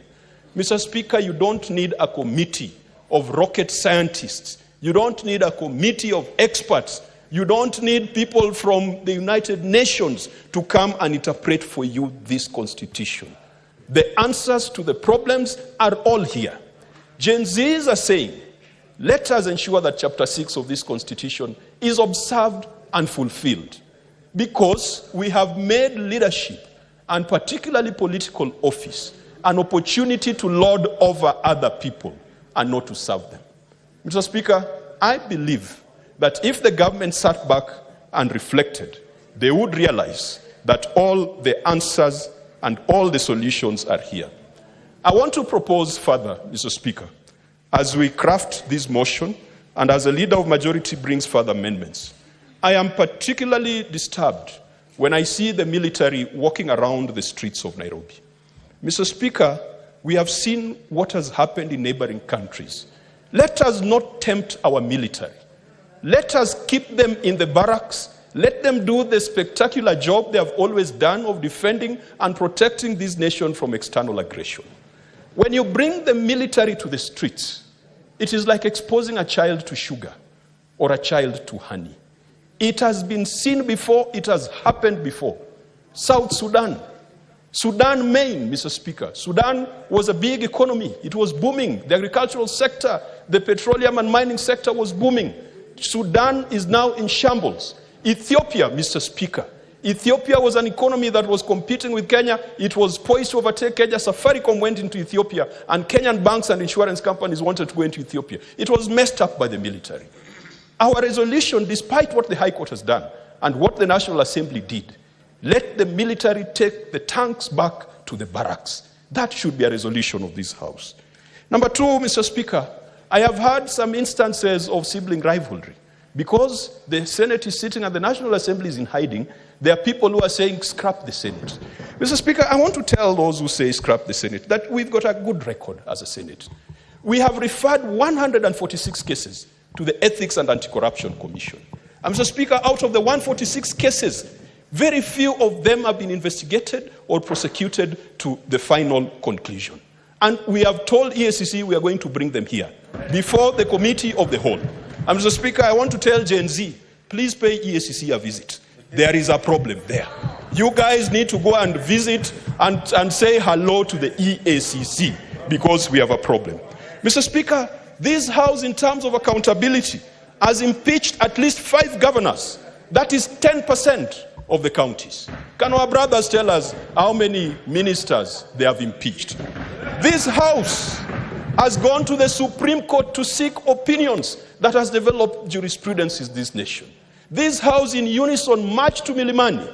And Mr. Speaker, in our march to Milimani, the late Senator Haji, the Senator Gideon Moi, the senators that you could not imagine were the ones who are leading our march to Milimani on the concurrence matter. Mr. Speaker, this Senate has taken its services and its sittings out of Nairobi.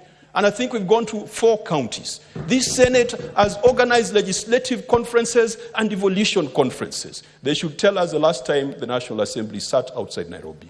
But it does not matter, Mr. Speaker, because in the end, the difference between us and them is like the difference between a cheetah and a leopard. And in my community, we have one name for both. And so it does not matter whether we voted yes or no. We are all collectively in this. Mr. Speaker, the SRC matter has been dealt with, and I think perhaps what we should have said is that what should have gone to MPs as a salary increment should be redirected to a certain course, perhaps the course of doctors or the course of the junior secondary school teachers. I would like in this motion, Mr. Speaker, for the majority leader to include another action, that the Cabinet Secretary to the Treasury, Professor Njuguna, who has the habit of snubbing the Senate every time we invite him, to invoke Article 225 on any county executive that gets an adverse opinion. What Article 225 talks about is that 50% of funds are withheld until the county comes up with a recovery action plan. And Mr. Speaker, 10% of the money we send to counties is wasted.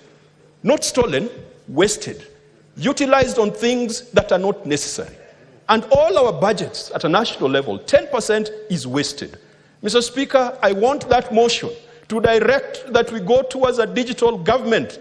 There are so many meetings that we hold that do not require people to be in the same room. We can do Zoom, we can use virtual technologies, and the Commission should tell us, when there was COVID, they told us we were procuring a system to facilitate virtual parliament. Why are we still using Zoom, which cannot work properly and can be hacked? So we must drive towards a digital government.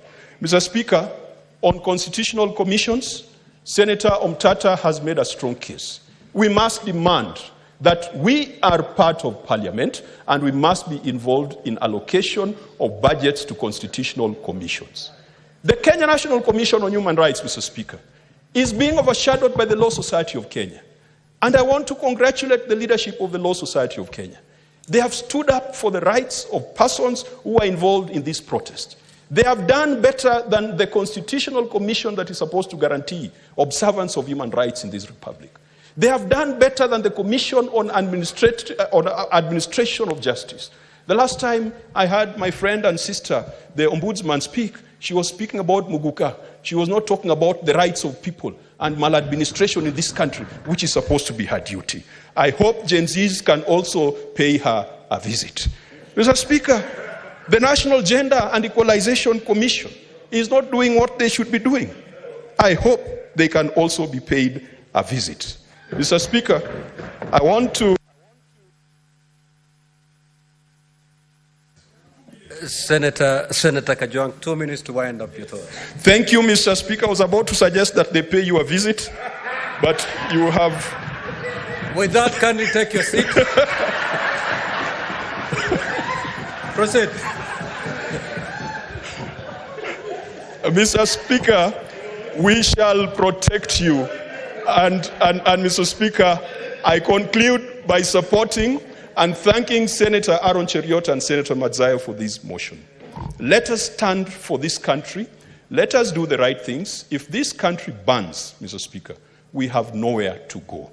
You have seen the frustration and the problems our brothers and sisters from South Sudan face. Sudan is in fire. Ethiopia is burning. Our neighboring countries are in problems. The Democratic Republic of Congo is on the precipice. Even Rwanda itself is on the precipice. We cannot afford to go that route. And the person who takes us to that route, Mr. Speaker, will not be the Gen Z. It will be us in office. It will be the wickedness in high places. It will be the principalities and powers that reside in State House, that reside in this Senate, and that reside in the National Assembly that will take us there.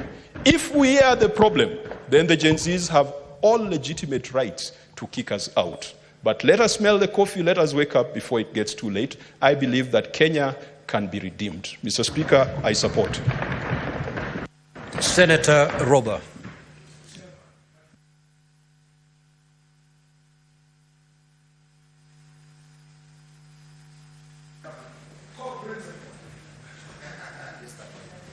Thank you very much, Mr. Speaker. Mr. Speaker, sir, allow me to start with sharing my condolences with the families and the friends and the entire country for the 34 souls that were lost in this exercise. Now, I just hear from my colleague that the number has gone to 39. At the same time, Mr. Speaker, sir, I would like to also share my sympathies with the Kenyans, innocent Kenyans whose properties were either looted or vandalized. I also stand here, Mr. Speaker, sir, because often little problems that happen tend to overshadow the bigger picture of what our security forces have been able to do. While there are rogue security officers that have caused a lot of pain to Kenyans, but there are those that have really stood very firm to protect this country from going into anarchy, and by making sure they abided by keeping law and order without also violating the rights of our protesters as enshrined in the Constitution. I say this because I watched a very emotional video, Mr. Speaker, sir, where an armed police officer with a gun, with everything, was chased down the street. He could have opted to use the gun to protect himself, but accepted to be clobbered by the mob for the sake of making sure that extrajudicial killing does not happen. And we have such security officers that we must applaud and also share our sympathies with them for doing an excellent job. Mr. Speaker, sir, allow me to also congratulate Generation Z for their unprecedented success in this country. And what they have achieved over a few days is going to go down the democratic space of this country as an indelible mark in the nation, Kenya, for many years to come. Mr. Speaker, sir, for many people, maybe understanding the plight of Gen Z was a very difficult issue. I have a daughter who is in Form 2, Mr. Speaker, and I was away. I called. She was in midterm break, and I called to say bye-bye because she was going back to school. And the only question she asked me, Baba, can I ask you something? Are you supporting the finance bill? And she's in a boarding school. And I told her, no, Baba, I'm not supporting. And she said, had you answered you're supporting Baba, I would never been able to raise my head up in school because everybody knows my father is a member of parliament. These are the unfortunate scenarios we have, whereas maybe the adults don't understand. Our Gen Z have really understood what is bedeviling them. Mr. Speaker, sir, maybe it's worth to reflect on what is the true frustration of Gen Z. You look at the public service advertisement in Kenya. Only those that are able and have money will have access to opportunities in the public service, whether it is at the national level or at the county level. Now you have children going to school and going through the most levels of higher education, but with zero hope of getting employed. Then they look at the budget of the nation and they try and comb through the budget to see if there is only hope contained in that budget that is going to really help them out, and they see nothing. And they see an opportunity that oppresses more in the finance bill, and that has boiled into a situation where they had taken the matters into their hand. Madam Speaker, sorry, I did not notice the seat has changed. Madam Speaker, while I congratulate Gen Z for exercising their right to, demonstrate and share their concerns, I also wish to point out that the exercise of freedom of picketing should be practiced in moderation and with a lot of control, so that the exercise of that right does not infringe on the right of others, as it is. Madam Speaker, true wisdom lies in recognizing that smart people do not invite anarchy upon themselves, but rather find every little opportunity for them to fight anarchy. I was fortunate or unfortunate enough to have had experience in my past life as a pilot, to have worked with the UN agencies in more than 10 devastated countries. And that is, name them: South Sudan under Operation Lifeline Sudan, North Sudan, Darfur section, Central African Republic, Chad, Somalia, Afghanistan, Congo, Liberia, among others. And I've seen real life what anarchy means in terms of the level of devastation, the level of suffering, the level of human suffering mothers, women, and children undergo, for you to be able to imagine that this country can easily be allowed to go into anarchy.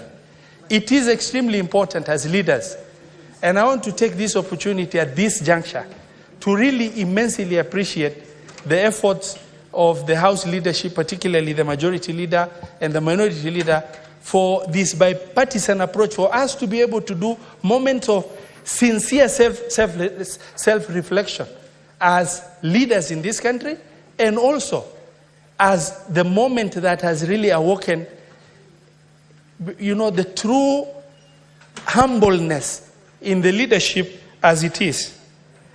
Madam Speaker,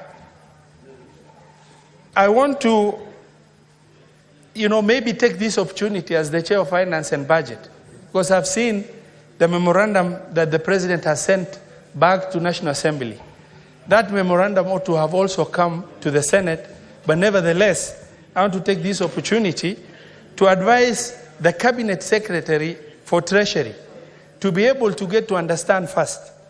Government ministries, whether at the county level or national level, have the tendency to use different words to mean the same thing for purpose of generating budget lines to be allocated money.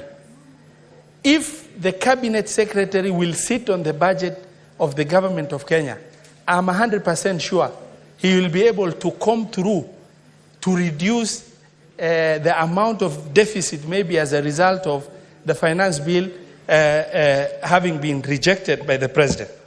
Issues to do with recurrent expenditure, feel-good allocations to politically correct individuals in form of development that are absolutely unnecessary, and issues to do with renovation, refreshment, training and development, and many other issues, including foreign and domestic travel. I would like to urge National Treasury to really get through, comp the numbers in order to be able to get a rational budget that is able to really capture the aspiration of Kenyans as well as Gen Z in terms of living within our means. Now, Madam Speaker, let me come to the realities of the government of our President, President William Samoei Ruto. Madam Speaker, I was in Azimio in the last general election. But after election, through invitation, I managed to join Kenya Kwanza government. And by joining, we happen to have majority in the Senate and majority in the National Assembly. However, Madam Speaker, the President was very wise, maybe enough, to have considered those that have supported him and give them cabinet consideration. However, 2 years have passed. August next month, 2 years would have lapsed in the first term of government. It is about time for the president to be able to really look very, very deeply into whether or not political reward has really managed to help him manage the political government into delivering the result that is required. I say this because I have first-hand experience on many issues. I have examples of cabinet secretaries. I am a co-principal or in Kenya Kwanza, but I have cabinet secretaries in this government that have tried to really look for, try to make phone calls to, not for personal issue, but issues affecting the public that have elected us into office to represent them. Phone calls are not responded to. Messages are not responded to. And when you walk to the office that is supposed to be providing services, the offices, the occupant of the offices are not in the office. A period of 6 months have passed, to the level that I decided to take my frustration to the President of the Republic of Kenya and share with him trivial issues that could have been managed at the Cabinet Secretary's office, which is their mandate to do, and the political leaders have a responsibility of representation, which is a critical role that they need to undertake on behalf of the people that elected them into office. And only for the President to call and share the same issues I would have shared with the respective Cabinet Secretary. And I was asked to go and see the Cabinet Secretary. 6 months down the line, I am unable to see that Cabinet Secretary. Now the question I ask myself, my issues are very minor. I can overlook and forget about it. But the question is, who is managing the political government of President Ruto? Who is managing? If the Cabinet Secretaries do not understand their role, that everything must be done by the President of the Republic of Kenya, trivial issues that the President should not even speak to, issues that a Cabinet Secretary needs to attend to. And instead, what we have are Cabinet Secretaries that are working. Senator Keroche, can you please consult in what we have are Cabinet Secretaries that are working as CEOs of private entities. They talk to who they want, be in the office when they want, and they make feel-good appointments that are picture smart. The other issue, as I observed, because this is an excellent moment of reflection, where they've dumped our president into launching projects that the procurement process has not been even finished. Project then that in this age of information, project that the president goes, he does groundbreaking. 6 months later, nothing has happened. Who are responsible for that? Cabinet secretaries. Why? Because they are looking for picture smart opportunities for them to be able to be seen they are working. Now we have a situation where unless the president speaks, you don't see any cabinet secretary speaking in defense of the government. You don't see them moving. Okay, you find them flying, only for them to get opportunities that will make them, a feel-good opportunity for that matter. The president is faced with a huge challenge when it comes to most cabinet members. A few of them are very diligent at delivering, but most cabinet secretaries are not delivering for the president. And the president cannot run the country and also run the political government of that country. It requires cabinet members who are able to do their responsibilities with minimum supervision. Madam Speaker, at some point, I shared, some unfortunate advice, maybe even to our president. He does not have to go every other Sunday to a new church, because he will be bombarded with requests, and those requests he will be forced to make promises that it will be impossible to fulfill. It makes the president look bad. Maybe the same way President Moi Marehemu President Moi, President Kibaki were able to go to churches within the CBD so that you are able to provide a lot of time to supervise your ministries as required. Our president also does not have to fly every other day to this small event you are invited to this other small event you are invited to. An MP tells you there is some small event, you go.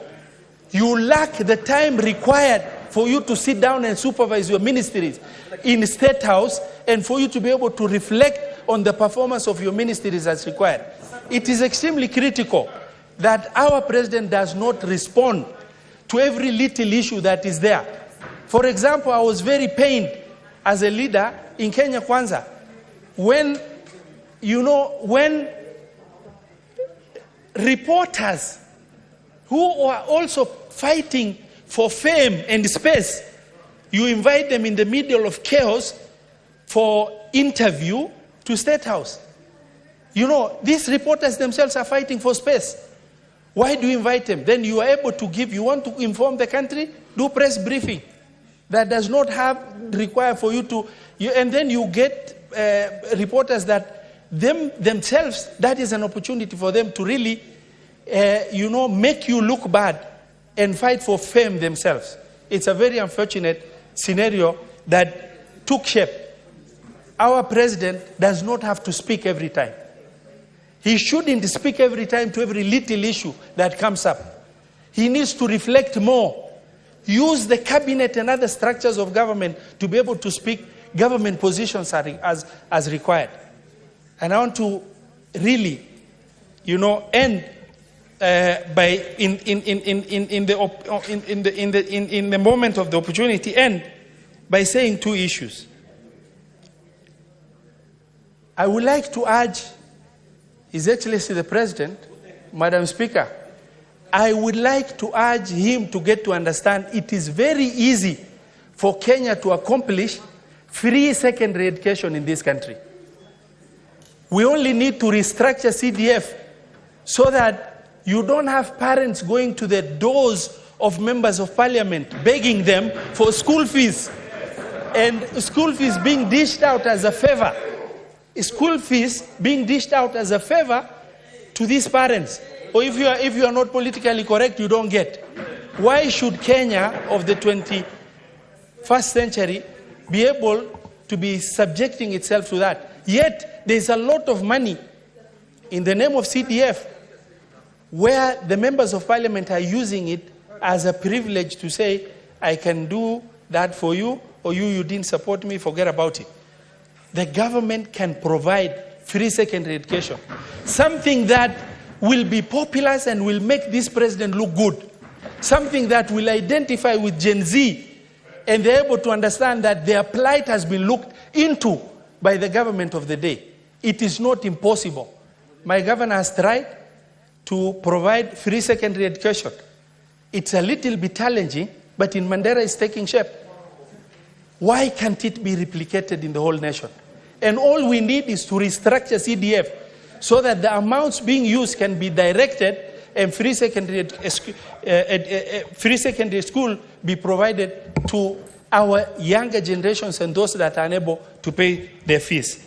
Madam Speaker, in the interest of time, I beg to support. Thank you. Thank you, Senator Roba. Senator Mwaruma Jones Mwashushe. Asante Mheshimiwa Spika kwa hii fursa umenipa ili kuchangia huu mjadala mchakato wa kutathmini hali halisi ya nchi hii yetu ya Kenya. Kwanza kabisa nishukuru kiongozi walio wengi, Senator wa Kericho Aaron Cheriot, na kiongozi walio wachache, Senator wa Kilifi hakimu mstaafu Stuart Mazayo, kwa kuleta huu mswada wa kuangalia hali halisi ya Kenya. La pili, nishukuru maseneta na hii nyumba kukubali kubakia ili kuangalia vile Kenya ilivyo, kwa sababu sasa hii Mheshimiwa Spika, Kenya iko katika njia panda.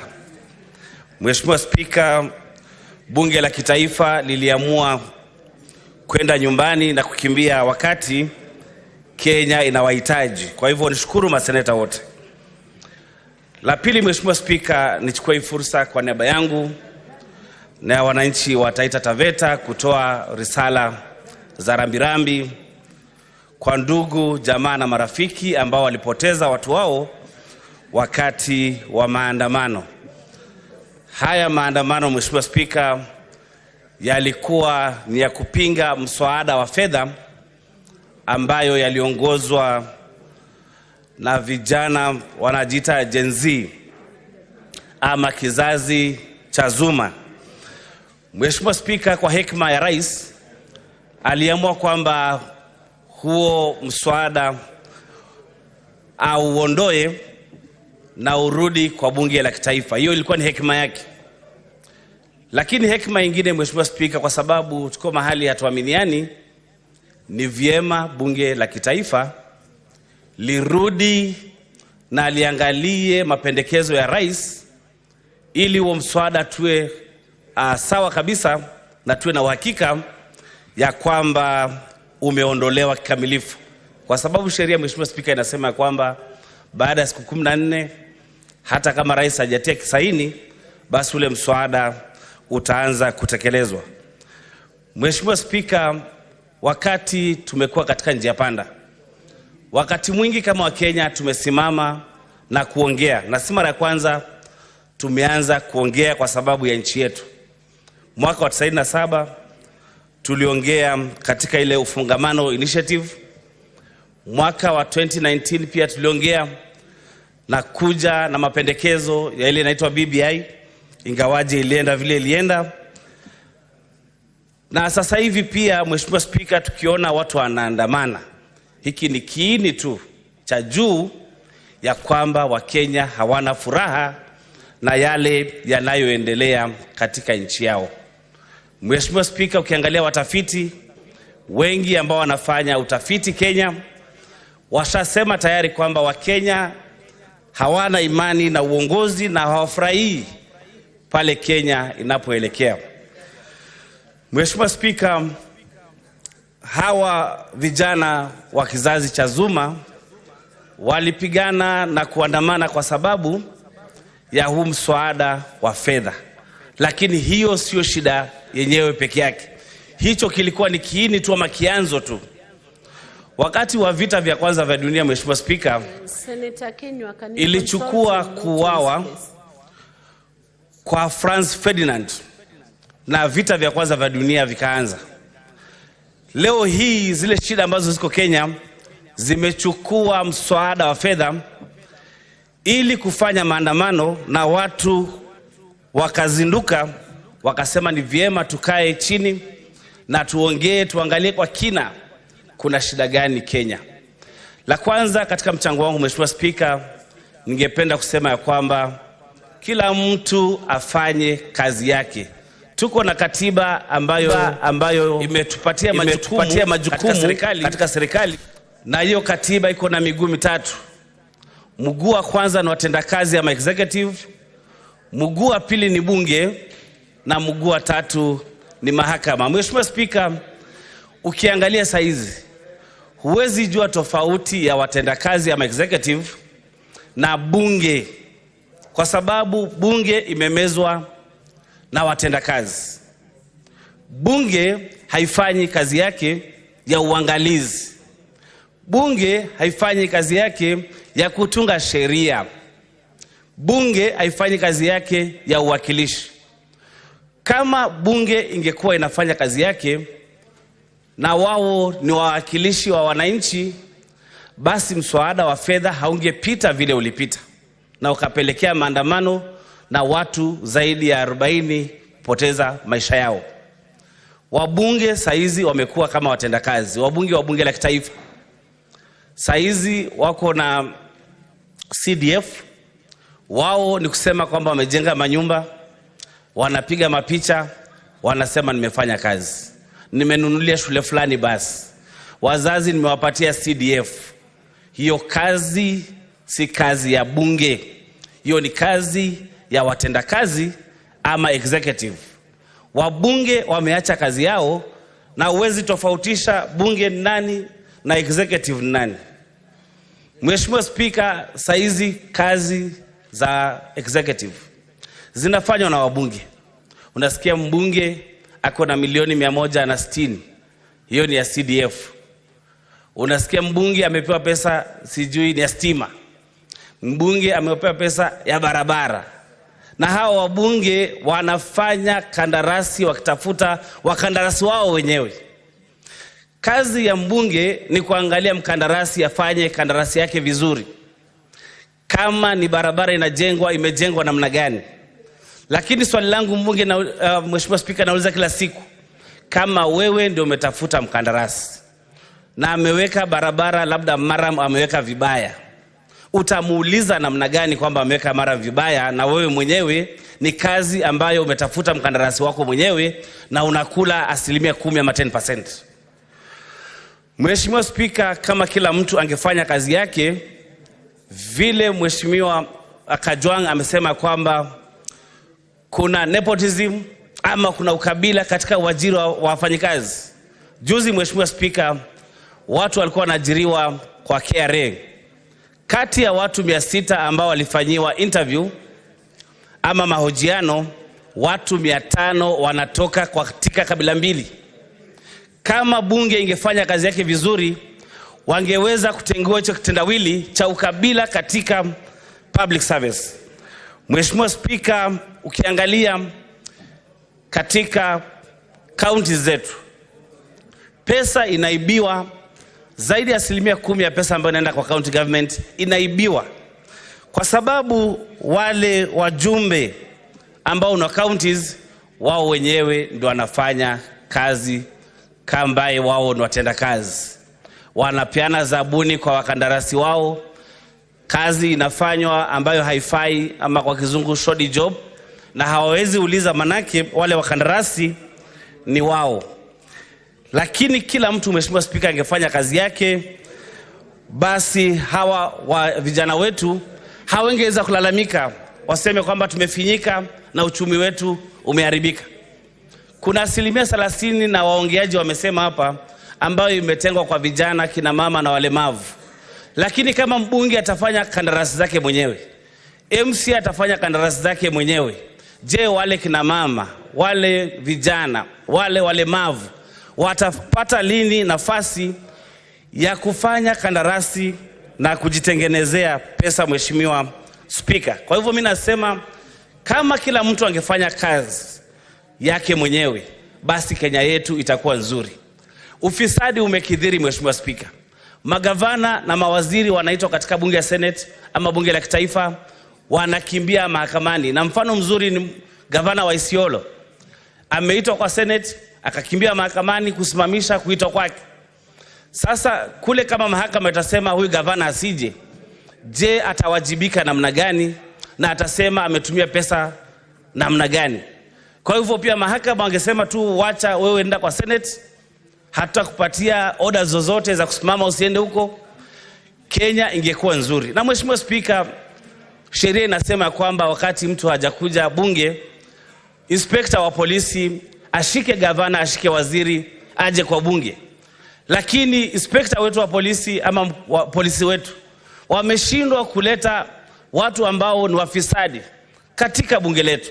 Sasa kama kila mtu afanyi kazi yake, ni kuonyesha ya kwamba ufisadi utakithiri na hatutapata maendeleo, na hawa watu wanaitwa kizazi cha Zuma hawatawacha kupigania haki zao, Mheshimiwa Speaker. Mheshimiwa Speaker, ningependa kwa kusema kwamba vijana walifanya maandamano na ni haki yao kabisa kulingana na ibara ya 37. Walifanya maandamano ya amani, lakini wakora wakaingia na wakaharibu yale maandamano, na hao wakora naona wengine waliletwa na serikali yenyewe ili kuonyesha kwamba wale waandamanaji hawajui wanachofanya. Mheshimiwa Speaker. Mheshimiwa Speaker, la pili ningependa kusema ni kulingana na ibara ya kwanza. Ibara ya kwanza inasema kwamba nguvu za uongozi zinatoka kwa mwananchi. na zile nguvu anaweza zitekeleza mwenyewe moja kwa moja ama kupitia kwa yule mtu aliyemchagua. Mheshimiwa Spika, kama nguvu za uongozi zinatoka kwa mwananchi, itakuwa kuaje mwananchi hasikizwi vile anavyosema? Mheshimiwa Spika, kumekuwa na lalama. Mwaka uliopita kulikuwa na mswada wa fedha ambao ulileta housing levy na ukaleta tax nyingi sana. Mheshimiwa Spika, Mheshimiwa Spika, wakati wa kupigania uhuru tulipigania uhuru kwa sababu tatu. Ya kwanza, Mheshimiwa Spika, ni kutozwa ushuru kupita kiasi. Ya pili yalikuwa ni mambo ya mashamba. Ya tatu ni ile tunaita slavery.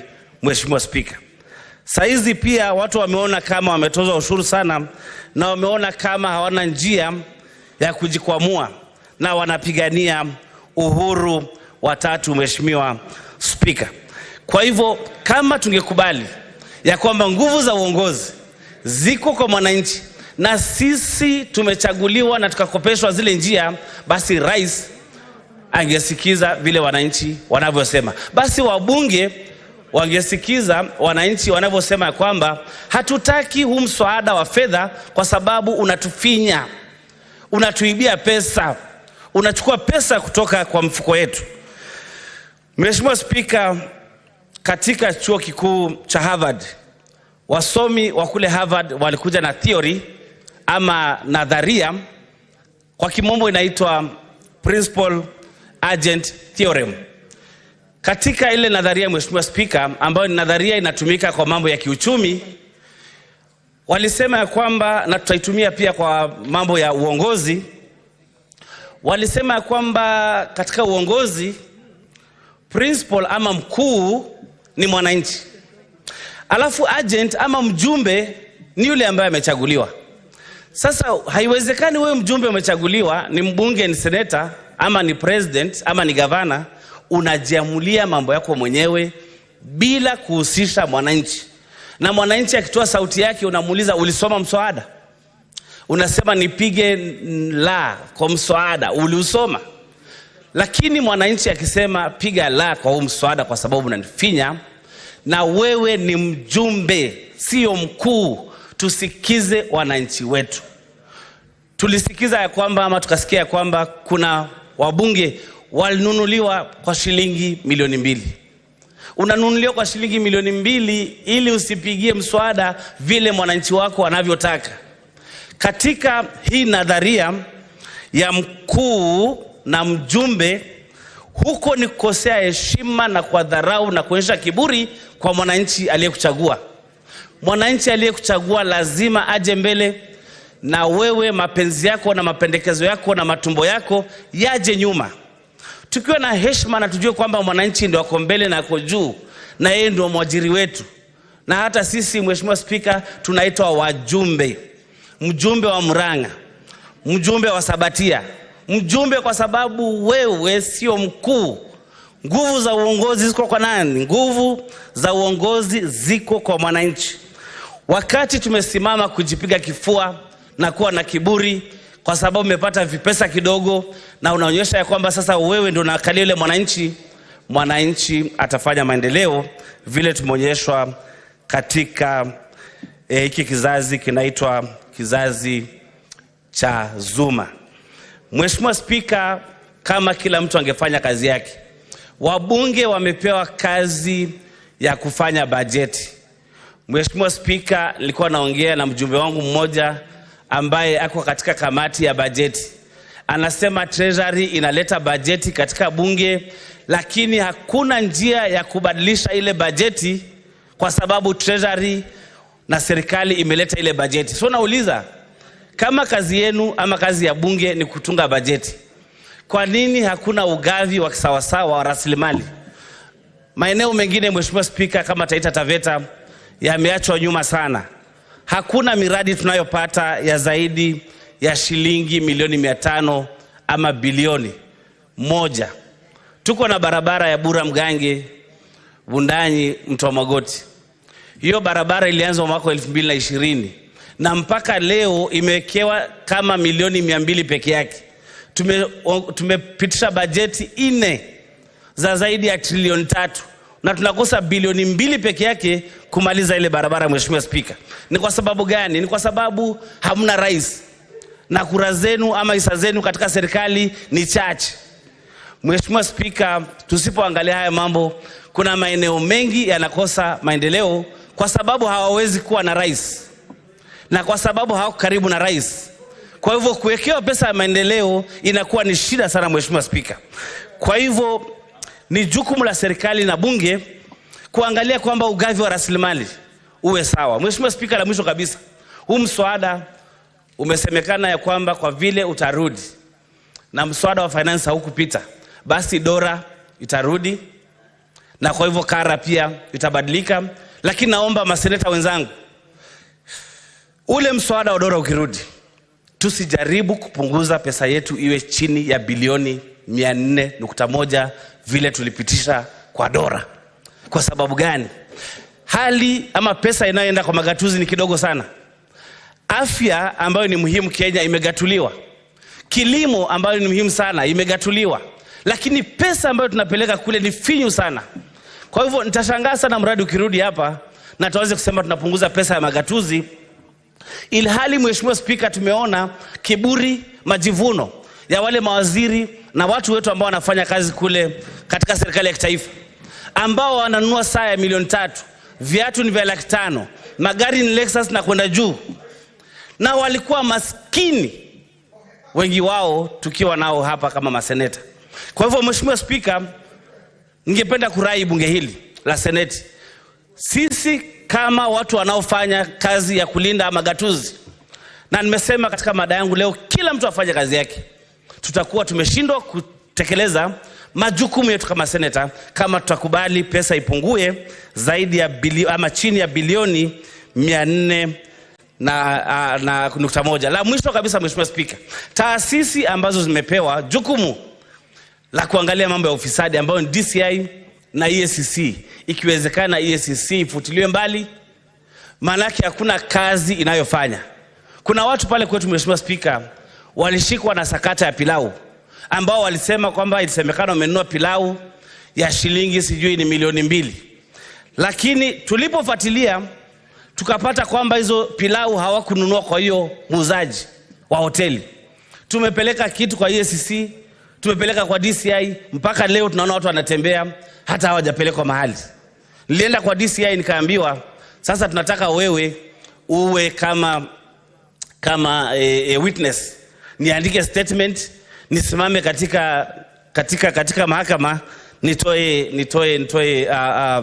nikiwe kama witness. Mheshimiwa Spika, EACC wameshindwa kufanya kazi yao kwa sababu wao pia ni wafisadi. Haiwezekani upeleke mahakama ya mbuzi upeleke kwa fisi, Mheshimiwa Spika. Kwa hivyo Mheshimiwa Spika, la mwisho kabisa ni mambo ya kuongezewa mshahara. Watu wengi wameongea hapa, tumekataa huo mshahara. Huo mshahara na ile pesa itakayo kusanywa tukipigana na ufisadi, walimu wa JSS waajiriwe. Clinical officers walipwe pesa yao. Kwa sababu Mheshimiwa Spika, itawezekanaje kuna shida kule watoto wa JSS ama junior secondary wanafunzwa na walimu 2 ama 3, alafu tuambie kwamba tunaongezea pesa? Hiyo pesa tumeikataa ipelekwe kwa ajili walimu wa JSS. Na nilikuwa nauliza Mheshimiwa Spika, kwa sababu nilikuwa katika taaluma ya walimu miaka hiyo, ya kwamba kama syllabus yetu kama time up for you, Senator Mwaruma. 1 minute to finish. Dakika 2 kama wengine. That's last sentence. Asante. Kwamba kama curriculum yetu iko spiral, ama ukifunzwa kitu moja leo inafuatilia baada ya miaka 2 unaipata huko mbele inajengwa, na baada ya miaka 2 unaipata huko mbele inajengwa. Kama leo hii hujafundishwa vizuri, je, ukienda huko mbele utaelewa na masomo? Kwa hivyo katika huu mtaala wa JSS, watoto wetu hawafundishwi vizuri na tunamaliza kizazi chote kwa sababu ya kukataa kuajiri walimu. Vile vile serikali ilisema kwamba ikifikia Septemba wataajiri walimu wote 56,000 ambao katika contract Mheshimiwa Spika, serikali tafute pesa na iajiri hao walimu ili watoto wetu wapate elimu ambayo ni bora na si bora elimu. Kwa hilo Mheshimiwa Spika, napenda kuunga mkono huu mswada. Asante Mheshimiwa Spika. Senator Junior. Thank you, Madam Speaker, for this opportunity for me also to ventilate on this particular motion. And I want to say right from the onset that I do support this particular motion, Madam Speaker, because this is our country. If it sinks, it sinks with all of us. Madam Speaker, allow me to first give pass my condolences to the families of those that lost their loved ones during the skirmishes that were there last week and this week, Madam Speaker. We know how it feels to lose a loved one, Madam Speaker, especially where such a death was abrupt and sudden, Madam Speaker. And I maintain that our police officers should only use live bullets or open fire, Madam Speaker, where they are facing an enemy mostly that is armed. And Madam Speaker, not just somebody that is just demonstrating, Madam Speaker. And I think the police are well trained to deal, to immobilize and arrest wrongdoers, Madam Speaker. So I want to say that opening fire should be the last resort because everybody that has been given power, they should be able to exercise it with restraint, Madam Speaker, and with the responsibility. Madam Speaker, the Gen Zs have spoken, and they had a right under Section 37 of our Constitution that guarantees any citizen the right to demonstrate and express themselves through demos, Madam Speaker, as long as they are unarmed. And so we want to say the Generation Z were perfectly within their right under the Constitution, and we know they were not armed. Madam Speaker, we must also take this opportunity to separate chaff from wheat, Madam Speaker, because, of course, we know that these demos have been infiltrated by criminals, Madam Speaker, whom we must see to it, especially as police officers. The police officers should see to it that action is taken against criminals that infiltrate genuine demonstrations, Madam Speaker. Madam Speaker, this is a time to reflect. This is a time to ask ourselves, exactly how did we find ourselves here? And Madam Speaker, I may say things that maybe have been said here, Madam Speaker, but we need to repeat where necessary of the things that have not been done in the right way and that have cost us the problem that we find ourselves in. People have talked about opulence, display of, money, living, largesse in the lives of politicians, Madam Speaker. People carrying bundles of notes. Madam Speaker, this is something that must be condemned by all and sundry. Some of us have been ridiculed for not having, those loads and loads of cash. Madam Speaker, that when maybe you are attending a harambe somewhere and you give something or you contribute something from your salary that may not be as big as maybe some colleagues that you may be with, Madam Speaker, carrying hundreds of thousands or even millions, Madam Speaker, it's sad that even some church leaders have ridiculed some of us, saying that we contribute, amounts that cannot even buy some tobacco, Madam Speaker. And so, Madam Speaker, I think this is something that Kenyans have been watching slowly but surely and have not been very happy about, Madam Speaker. And this is something that we should all condemn. Let people, if they have to contribute their hard-earned cash, Madam Speaker, because this points to corruption. Otherwise, we know how much people are paid and how much they contribute in these RBAs, Madam Speaker. And this is something that we need to talk about. Madam Speaker, there have been very many things that have been happening in our society. I have a background of education, Madam Speaker, and I can tell you there are things that we have done in this country that should not be done, including taking some public institutions of learning and kind of privatizing them, Madam Speaker. And allow me to mention one or two. Madam Speaker, we have a school called Hospital Hill Primary School. This is a public school, but that has been privatized. Nairobi Primary School, Madam Speaker. There is a school called Tigoni Primary School in Kiambu. These are public schools, but which people, the middle class and people who are well-to-do, have taken and, introduced some rules, some, arrangements through the PTA, Madam Speaker, and kind of privatize these schools, where it is very hard for ordinary motors, Madam Speaker, to gain admittance to that school, to those schools for their children. And all this time, our people have been watching that I cannot be able to take my child to Nairobi Primary School because there are charges, illegal charges, Madam Speaker. And people have been, this has been building up. Madam Speaker, corruption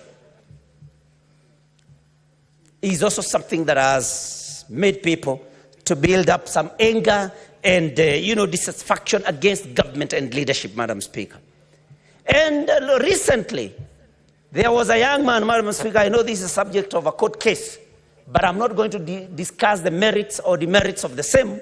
But Madam Speaker, a young man, it was unfortunate, but a young man felt that he could not, according to his claim, he could not be able to raise the bribe that a police officer was asking, Madam Speaker. And the young man ended up beating up that police officer, Madam Speaker. I do not want to stand here and say that that was right. But, Madam Speaker, you can imagine that it was out of frustration that a police officer is demanding amounts of money from a young man that cannot afford such amounts of money. And, Madam Speaker, some police stations have even been able to upscale corruption. And I want to cite Kasarani Police Station, Madam Speaker. This is a police station where you will find tens of police officers along the road, Madam Speaker. And what do? They do not want to take the usual 50 or 10 or 100 Kenya shillings, Madam Speaker. So they'll just order you to drive your vehicle into the police station where they will demand for a big amount of money as bribe, Madam Speaker, before you are released. And, Madam Speaker, we must call this out. This is why we are where we are, because those that cannot afford these amounts of money, Madam Speaker, are always at a disadvantage. What does our judiciary do? In aiding, in solving or helping resolve these matters of corruption, Madam Speaker, the processes are lengthy. Somebody that has been accused, Madam Speaker, of corruption will take ages before their cases are heard and determined. And of course, they are going to buy their way. They are going to compromise even investigations, Madam Speaker, because even the kind of bail they get is very friendly. Somebody stealing, say, 100 million, given a bail, bail terms of about 2 million, Madam Speaker. So people are even more than happy to steal, pay bail, buy whoever that it is that you have to buy. And this is what has caused frustration in our people, Madam Speaker, leading to the events of the last 2 weeks. Madam Speaker, our laws are also weak. The day before yesterday, I think on Tuesday, we hosted the CS Health, Madam Speaker, the Committee of Health, where I'm a member.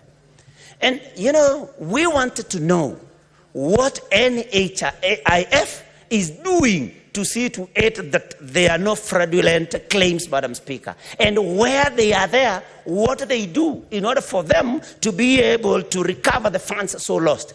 And Madam Speaker, we were very frustrated that the law does not allow NHIF, for example, even after they have discovered that a claim was fraudulent, to take such a fraudster to court, Madam Speaker. That they leave it to investigative agencies to look at it and take this matter to court. And I mean, that is frustrating. Because if I catch you stealing some bananas from my shamba, Madam Speaker, I should just go take you to the police, report you to the police station. Then you defend your case. The only thing I should be asked to do is the burden of proof that should be laid on me. But look at what NHIF is saying, that they cannot be able to take a fraudulent medical facility, a medical facility that is placing a fraudulent claim to court, Madam Speaker, that they have to rely on another institution, an investigative one. These are the things that have made Kenyans, that have frustrated Kenyans, and that is why, Madam Speaker, we find ourselves where we were. The other thing is waste of public funds. I've been asking myself, what happened to the Volkswagen Passat that former President Uhuru Kenyatta, when he was finance minister, introduced and decided that those was going to be the vehicles that were going to be used by public officers, Madam Speaker? How did we get back to V8, to Prados for public officers, Madam Speaker? We must go back to living by what we tell Kenyans. Let us see CSS in Volkswagen Passats, Madam Speaker, as was done that time, in order for us to save on public funds, Madam Speaker. The other day I was listening to CS Kuria, and he was saying that he was very, very, very frustrated and very concerned going to Mombasa, finding some stuff, having traveled all the way from Nairobi to Mombasa to receive him, some stuff he did not need. Then when he asked why, he was told that somebody had not had an opportunity to get per diem for quite some time, and that is why they had been sent there. Madam Speaker, really? That all we care is that we see to it that some staffers get per diem, even when we do not need their services? These are things that we need to look into and, of course, make corrections where we need to make corrections, Madam Speaker. Now, many colleagues here have talked about chief administrative secretaries, Madam Speaker. Of course, I know that we don't have any one of them serving. But, Madam Speaker, there are rumors that there are plans to reinstate them. Madam Speaker, do we need CASs? What is it that they can do? What is it that we need them for? What can they do? What are they supposed to do that PSs cannot do, Madam Speaker? These are some of the things that we need to forget and forget completely. There should not even be anything like that, because it has been determined as an illegal position, Madam Speaker, so that we save on public funds, Madam Speaker. Many people have mentioned the office of the First Lady, the office of the Second Lady, the office of the Prime Cabinet Secretary, and his spouse also, Madam Speaker. And I'm happy that His Excellency the President has pronounced himself on the closure of these offices, Madam Speaker. And I say this, knowing very well, because in Kiswahili they say, ya Mungu ni mengi, hayajulikani, knowing very well that I can also be president tomorrow, and my wife will be a First Lady. But I do not want my wife, even if I become president, to have an office funded by the Exchequer, Madam Speaker. Because we need to save on expenditure, Madam Speaker, and I'm happy that the President has since dealt with that matter and pronounced himself, Madam Speaker.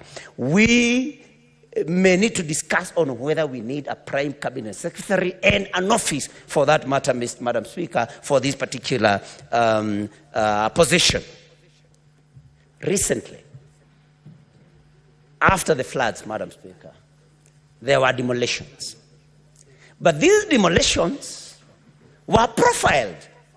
They only happened in low-income, in those areas where the low-income earners live, Madam Speaker. And this was under the guise of clearing riparian land, Madam Speaker. But go to places like Lavington. You will even see some river courses, Madam Speaker, interfered with in order for somebody to create room to erect buildings along, in fact, next to the river, not just on riparian land, but next to the river. There was no demolition happening there, while we were demolishing settlements of those of the poor, the poorest of the poor, Madam Speaker. And this is what has caused dissatisfaction, Madam Speaker. The law must be seen to be applied equally, Madam Speaker, to those that have and those that do not have, Madam Speaker. I'm surprised how time moves, how fast time moves. So, Madam Speaker, this is something that has caused a lot of problems with our people. Madam Speaker, the CSs have abandoned the president. None of them, very few of them, are helping the president in this crisis, Madam Speaker. We do not know what is happening. I've been wondering as a person, is it because maybe they did not appreciate that time when they went for the cabinet meeting late and they were locked outside the gate? Madam Speaker, maybe that cost them some demotivation, that maybe demoralized them, and I would want to ask the president, because he must rein in these CSs, but maybe to do it in a way in future that does not see them being ridiculed or see them looking like school children who came late to school, Madam Speaker. So we do not know whether they have the right morale, but this should be looked into. Needless to say of how they pretend, big people cannot answer calls from us. Some of them do not even honor our committee meetings. Madam Speaker, these are things that we need to think about. Madam Speaker, PSs. Do we need all these PSs? Those are questions that we need to ask ourselves, Madam Speaker. Do we need all of them? What is it that they do that cannot be done without them? Madam Speaker, because my time is running out, we need to rethink about CDF, especially the bursaries given by members of the National Assembly. Somebody raised a very pertinent question.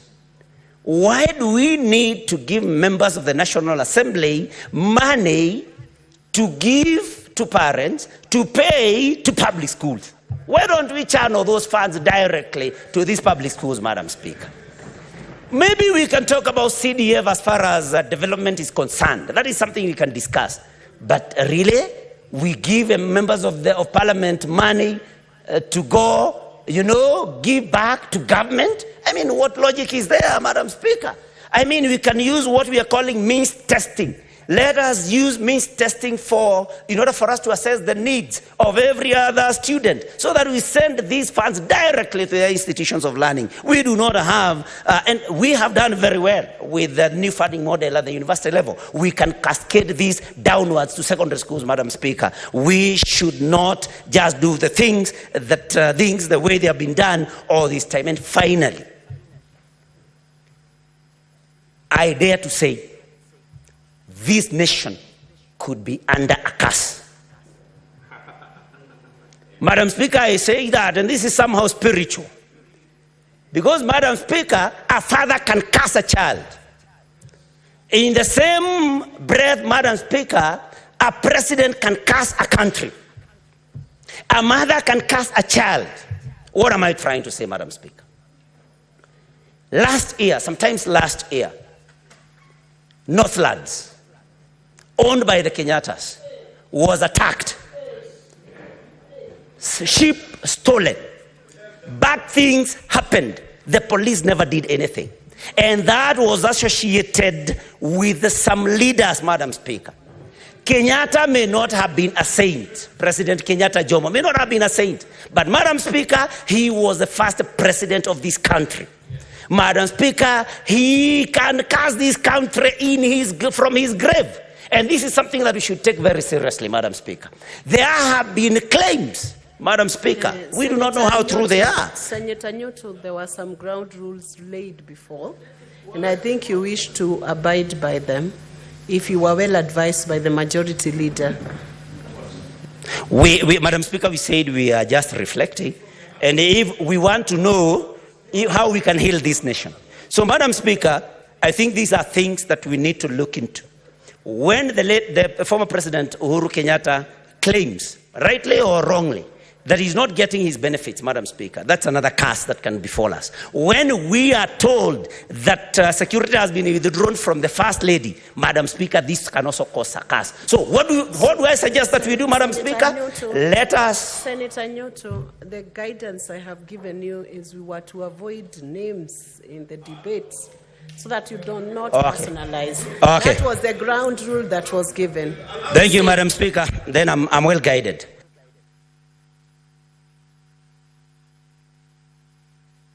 1 minute for you to finish.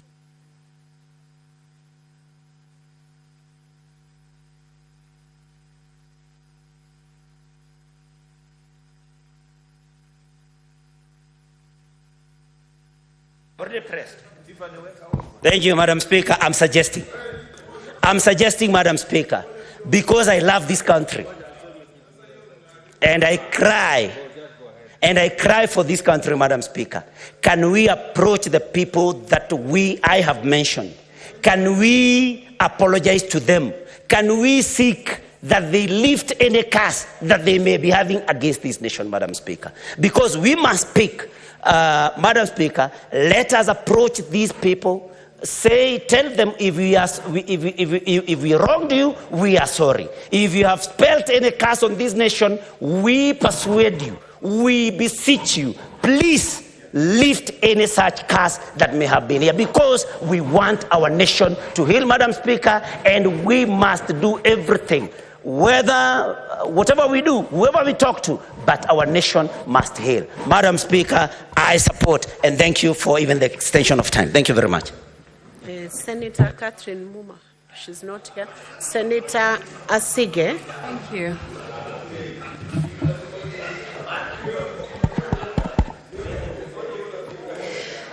Thank you, Speaker. As I rise to support this motion, I also want to stand on the submission that I made last week, because everything that I said, I meant. And I also wish to appreciate our substantive speaker. Can you just consult in low tones? Majority Leader, please guide the team to consult in low tones. Proceed, Senator Asige. Speaker, I must begin by appreciating our substantive speaker for steering us so well through this very sensitive subject matter. He has done a very good job, and we thank him. The gig is up, Speaker. The emperor has no clothes. Speaker, I wish to lay the foundation of my contribution in the famous play titled King Lear by William Shakespeare. Widely regarded as Shakespeare's finest work, King Lear is an allegory that illustrates a sharp fall from grace from a king who is drunk with pride, with ego, the desperate need for control and praise, who makes a series of mistakes by listening to his immoral eldest two daughters and bad advisors, who exist only to praise him for their own personal gain. Though caring for him greatly and always wanting the best for him, Speaker, King Lear chooses to reject his youngest daughter, Cordelia, because she refuses to flatter or feed his ego like the others, by telling him the truth, even at the risk of her losing her inheritance. Shakespeare's motif revolves around King Lear's fall into error and Machiavellian ways, which we see when he arrogantly declares that he has ultimate power and can choose to ignore his subjects whenever he is pleased with them.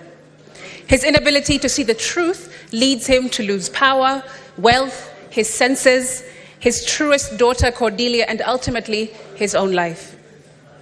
Speaker, the entire internet was screaming during Sunday night's interview with the president. Don't mean to anthropomorphize, but TV screens across the country would have turned themselves off themselves if they could, after what is said to have been a train wreck of a conversation from start to finish that left the emperor naked. I must acknowledge, however, the decision by the president to have a 2-hour unscripted sit-down, because seldom do African heads of state risk putting themselves in unpredictable, uncontrolled environments like that. With our majority leader setting the tone through this motion, let the Senate be your Cordelia, Mr. President. You are a leader in the service industry, and I was told just last night that the two most vital pillars in the service industry are perception and experience. And for such a delicate subject matter, you at the very least need a stellar crisis communications team, because your words kept fueling the fire last week. I also want to remind the President that it's not about him. It's not personal. We didn't name it Kenya Kwanza. That wasn't us. Kenya Kwanza. Not Kwanza the noun, Speaker, but Kwanza the adjective. And instead of putting Kenya first, your presidency has put Machiavellianism first, like King Lear, when all that us young people wanted was for you to put Kenya first. Like a performance review of sorts, Speaker, we expected that on his third attempt to address us on Sunday night, he would come with details, with data, definitives, strategies, but it was still so vague, so non-committal, so uninformed. It felt dismissive and disconnected. Speaker, the President went on national television without a clue of what has been happening in the country that he believes he governs. Was the Deputy President right in his address last week as well, that his boss may not know all that is going on in the country? How many people are in custody, he was asked. He replied, I have a ballpark figure from the police that they have enough people. What do you say to the youth who say yours is not a listening government, he was asked. He said, I have 4 things: housing jobs, digital jobs, export of labor, manufacturing.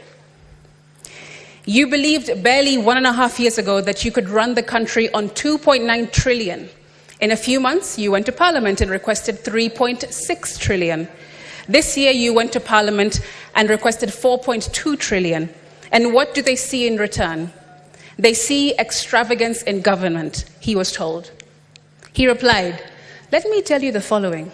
Today, universities were almost closed because of debts of 60 billion shillings. I have enhanced their budget by 40 billion shillings because education, to me, is the greatest equalizer. Speaker, this went on and on and on. Tone deaf and not answering what Kenyans really wanted to hear from the President. Not only were shots fired at innocent young protesters last week, Speaker, but it seems in this interview we also saw shots fired at his cabinet, his deputy president, and even the communications team caught astray. So what are some solutions? Speaker, in response to austerity measures as directed by this motion, the President has on record made pronouncements of what he plans to do. Young people do not want more dialogue or multi-sectoral groups before he actions what he has already committed to do. In his Wednesday, 26th of June press conference, the President committed to do the following. 1, reduce expenditure, starting with the Executive Office of the President and extending it to the entire executive arm of government. 2, operational expenditure in the presidency be reduced to remove all allocations for the confidential vote, reduce travel budgets, hospitality, and purchase all motor vehicles and renovations, as well as other expenditures. Number 3, Parliament, the judiciary, and county governments working with the National Treasury also undertake budget cuts. This clearly shows, Speaker, that the President knows exactly what he needs to do and precisely what he needs to focus on. Get rid of corruption, get rid of wastage, get rid of breaching court orders, get rid of misdirective and duplicative pots of money like CDF, which completely usurp the true function of a legislator. Speaker, members of Parliament are supposed to legislate and ministries are supposed to implement. No parliamentarian should have a CDF allocation because our role is simple: to represent, to oversight, and legislate. We have no business building markets and roads and hospitals. Get rid of CDF that bastardizes the role of a member of Parliament. We also want a repeal of other unconstitutional legislations since this government came into power. And we want leaders to be leaders, Speaker, not leaders to be dealers. However, to achieve all this, we also want to hear definitives and strategies, not broad, pie-in-the-sky pronouncements. By now, Speaker, we should already have heard how much he will reduce expenditure in his office. How much will you cut from your travel budget, your hospitality budget, from the purchasing of motor vehicles and renovations? Speaker, the President has economic advisors who work for him round the clock and should have crunched preliminary numbers for us to see by now. On Sunday, the 30th of June, he was asked on national TV again if he'll reduce his ministers and ministries, to which he replied, and I quote, "That is an area that we will have to look into because that is a reality that we will face." It clearly shows that the President needs to do. Speaker, for my second proposal, let's go to Article 152(1) of our Constitution. That the Cabinet consists only of A, the President, B, the Deputy President, C, the Attorney General, D, not fewer than 14 and not more than 22 Cabinet Secretaries. This means, Speaker, that our Constitution provides that the President can cut the number of ministries to 14 from the current 21, saving the country billions of shillings. The Constitution goes further to say in Article 152(5) that the President, A, may reassign a Cabinet Secretary, B, may dismiss a Cabinet Secretary, and C, shall dismiss a Cabinet Secretary if required to do so by a resolution. Sorry, not sorry, Mr. President, but wake up your Minister of Youth Affairs, because the youth are telling you that they are desperately underserved. Wake up your Minister for Interior, because too many poorly trained, trigger-happy police officers exist under his watch. Wake up your Minister for Labour, because young people are protesting in the streets due to a lack of equal opportunities. Wake up your Minister for Roads, because we're seeing the worst levels of carnage and needless deaths of young people than in any tenure preceding his. Wake up your Minister for Trade and Industries, because from small innovators to entrepreneurs to industries, the ecosystem she is leading has become terribly unforgiving. If you already know what needs to be done, and the Constitution gives you the power to take action, Mr. President, Cabinet Secretaries must be sacked. My third proposal, in reaction to point number 1 in this motion, revolves around exercise of legislative powers. Speaker, why is it that the Finance Bill never makes its way to the Senate for consideration? Our Constitution does not bar this upper house from jointly considering legislation, especially those with as much gravitas as a Finance Bill. To illustrate this, I want to go to Article 109(5) that says, "A bill may be introduced by any member or committee of the relevant House of Parliament, but a money bill may only be introduced in National Assembly in accordance with Article 114. It simply says, Speaker, that a money bill may be introduced only in the National Assembly, but nowhere does it say that a money bill cannot also be considered in the Senate. Our Constitution only bars this House from introducing money bills, not from considering them. This must be corrected to avoid future constitutional misinterpretations that lead us to continue allowing the National Assembly to monopolize such crucial functions. I'm just reading the law. And while we're at it, Majority Leader, the entire country knows that our committees here are chaired and vice-chaired by your side, the government. That doesn't give balance. That doesn't give an opportunity for real unbiased and impartial looks at bills and proposals and legislation in this House.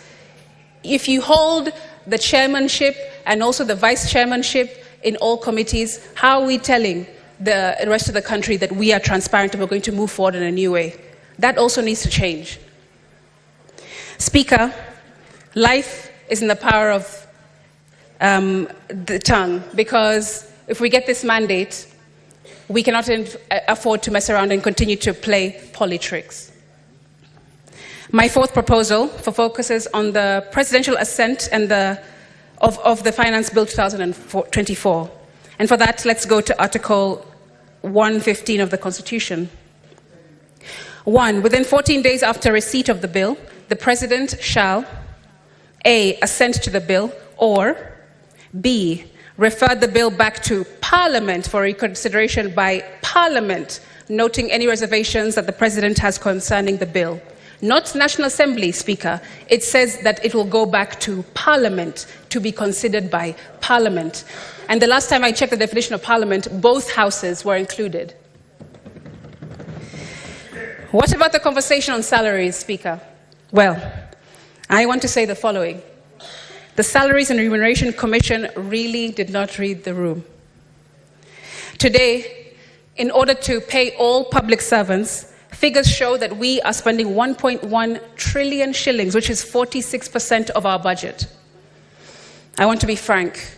I propose our current salaries for those at the national level be cut by 50% and our allowances be reviewed downwards. That's right. I want us to put our money where our mouth is. We shouldn't pussyfoot around that, Madam Speaker. Because let's be honest, today's salary and allowances are the only reason why people kill, steal, and destroy anything in their way in order to work in the national government. And that needs to end. Speaker, there used to be a time not long ago when being a public servant was very unattractive.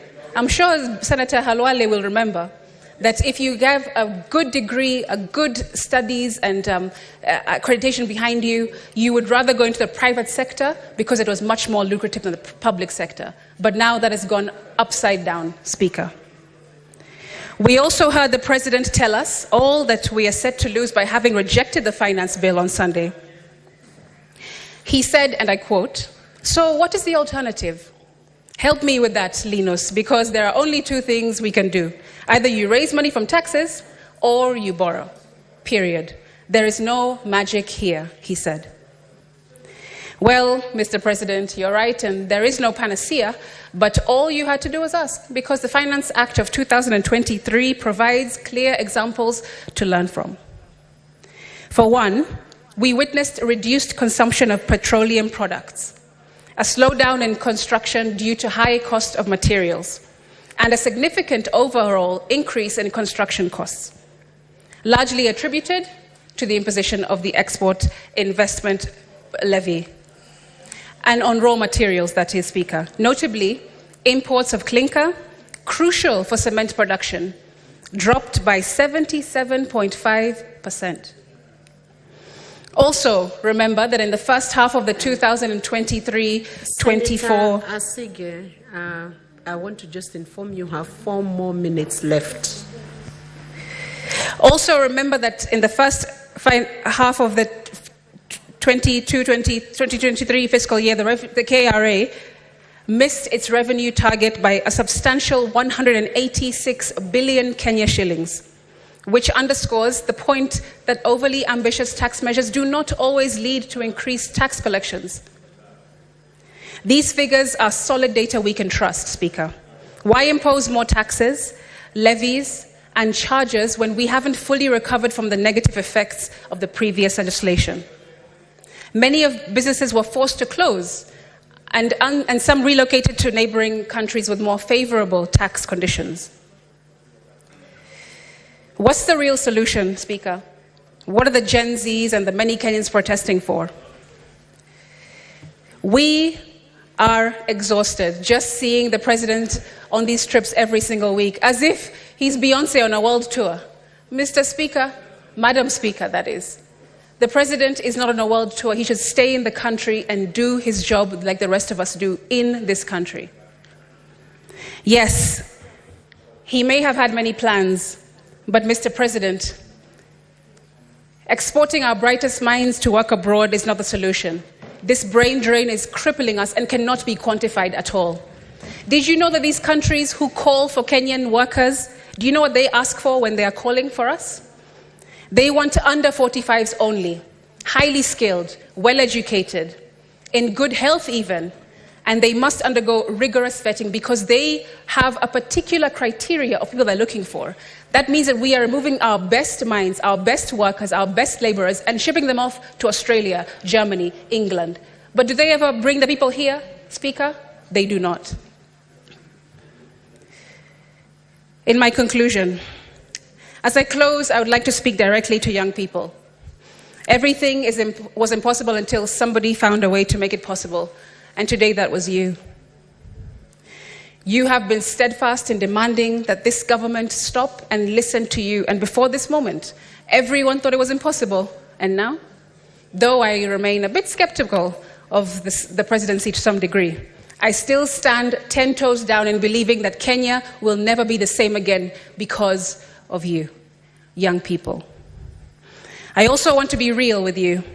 We must stop glorifying money, praising those with flashy cars, big houses, expensive holidays, eccentric lifestyles, and filtered lives. It's us that keep applauding that behavior. We follow those accounts. We like and repost their displays of opulence every day, and this exacerbates the problem of these people wanting to keep up their public images. But not that all that glitters is gold. Why don't we go back to exalting excellence, character, conscientiousness, and all that is good and all that endures? There is a reason why Paul says the love of money is the root of all evil. We really must change. Speaker, let me land by circling back to King Lear by William Shakespeare. Anna Camerali writes that the tragedy of King Lear's lack of understanding of the consequences of his demands and actions is often observed to be like that of a spoiled child. But it has also been noted that his behavior is equally likely to be seen in parents who have never adjusted to their children having grown up. Speaker, Kenya's democracy has grown up. It has matured and it's maturing into a faceless, fearless, tribeless legion of...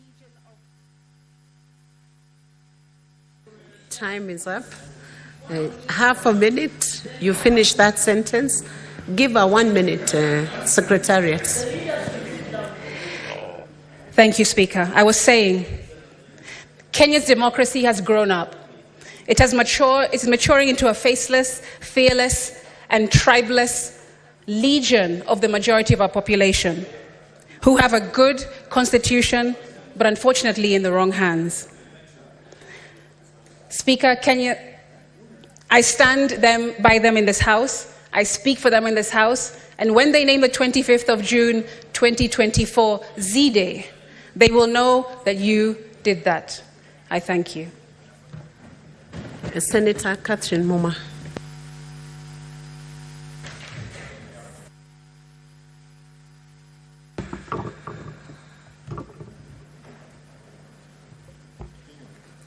Thank you, Madam Speaker, for the opportunity to speak to this very important motion, the State of the Nation. Madam Speaker, because we have some time, allow me to begin with sending my sincere condolences to all families that were affected by the loss of their loved ones. Allow me to name, because I'll use my time to name the young people who lost their lives. Madam Speaker, we lost the life of Brian Lemayan Kasaine from Narok, Austin Makoha Nakuru, Mike Kihunga Nakuru, Kelvin Madanga Nakuru, Chris Gitonga Nanyuki, Kennedy Onyango, whose mother's image has not left my mind, from Rongai. We lost Rex Masai from Machakos, Matthew Njoroge, Kevin Mawasi, Bisley Kogi, David Chege, Erickson Kialo Mutisia, Ibrahim Kamau Anjiru, Kennedy Odhiambo Maina, Wilson Sitati, Kennedy Njeru, Eric Kayoni Kieni, Eric Kiratu, Brian Kimathi, Kariton Mwangi, Ernest Kanyi, Caroline Shiramba from Kakamega, Brayo from Kisumu, Mbithi Alaya Scott from Kisumu, Emmanuel Giggs Tata from Mombasa, Joshua Ombati from Mombasa, Clinton Mwavali Kapsabet, Kevin Odhiambo Siaya, Brian Rongo, Bernard Mungai Ndwati, and we have another nearly 10 whose bodies are lying in the mortuary unidentified. Madam Speaker, I believe we have many more whose names had not reached the Kenya National Commission on Human Rights. I felt it's important to name them, Madam Speaker, because what has happened in this country is a revolution for the third liberation of this country, Madam Speaker. Madam Speaker, the Gen Zs are simply trying to get back this country on track. Madam Speaker, I wish people would not speak. People are consulting so loudly that I cannot even hear, listen to what I'm doing. Madam Speaker, the Gen Zs are telling us a very simple thing, that in 2010, we put in place a constitution to guide how this country should be governed. But this country is not being governed in that manner. And they are telling us that there is a very important provision in the Constitution that we have chosen as a country, particularly the leadership, to ignore. They are bringing us back to the implementation of Article 10 of the Constitution. Madam Speaker, they are bringing back the conscience of this nation. They are telling us that we must go back to what Article 10 says about respect for the rule of law, respect for human rights, governance in a manner that respects equity, equality, and the most important one, that we must now start governing this country applying the principles of transparency and accountability. And Madam Speaker, because a lot has been said, I want us to immediately move on how best we can actually speak to the issue of transparency and accountability. The finance bill was a trigger, and the President has returned the finance bill to the people of Kenya. Madam Speaker, what we are forgetting, that the finance bill is usually passed to finance an appropriation act that had already been assented to. It is usually passed to speak to budget items that were in the budget policy statement. Madam Speaker, the mistake number one that we do in this country, we do not publicly discuss the budget items and the appropriations that we are put in the Appropriations Act. And the Budget Committee and the National Assembly have failed us because they did not scrutinize budget policy statement. They did not scrutinize the appropriations bill properly to be able to tell the President, some of these things you have put here cannot fly. Madam Speaker, part of those items include the following: confidential budget in DP's office, 800 million. Confidential budget in the President's, in the State House, 1.4 billion. 863 million for hospitality in the Deputy President's office. 400 million for dealing with the drugs, and Nakada will be given some more money. 320 million for innovation in the Deputy President's office. 1.5 billion for innovation of state lodges. Meantime, we have 600 billion only for education. 126 billion only for health. Madam Speaker, I can go on. This is a public document. Please go and look at it. Madam Speaker, what the Gen Zs were telling the president is we must go back to the drawing board. We must reorganize the budget items. We must revisit the Appropriations Act, which you passed. The president assented to the Appropriations Act, Bill number 34, and today we have a circular from the Treasury guiding all accounting officers to rework their budget so that we can raise the 26 billion that we will not be able to raise in taxes, and in order to rework the budget. Madam Speaker, this is my view, that it is the same cabinet secretary who put this bullshit in this budget. So he cannot be the one to be trusted to do this. Senator Catherine Muma, that is not I withdraw. parliamentary language. I withdraw. Withdraw the term bullshit. Madam Speaker, I think it was agreed we speak with emotion. And I think those items... Senator Catherine, not with unparliamentary I withdraw. language. I withdraw. I withdraw. Madam Speaker, what I have just read, and I could read more, is despicable as budget items for this country.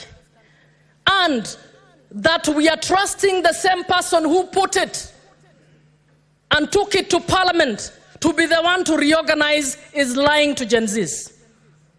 Madam Speaker, what Gen Zs were telling the president, we need a public participation and a participatory approach to reorganize our budget for the financial year 2024-2025 in order to together come up with a saving.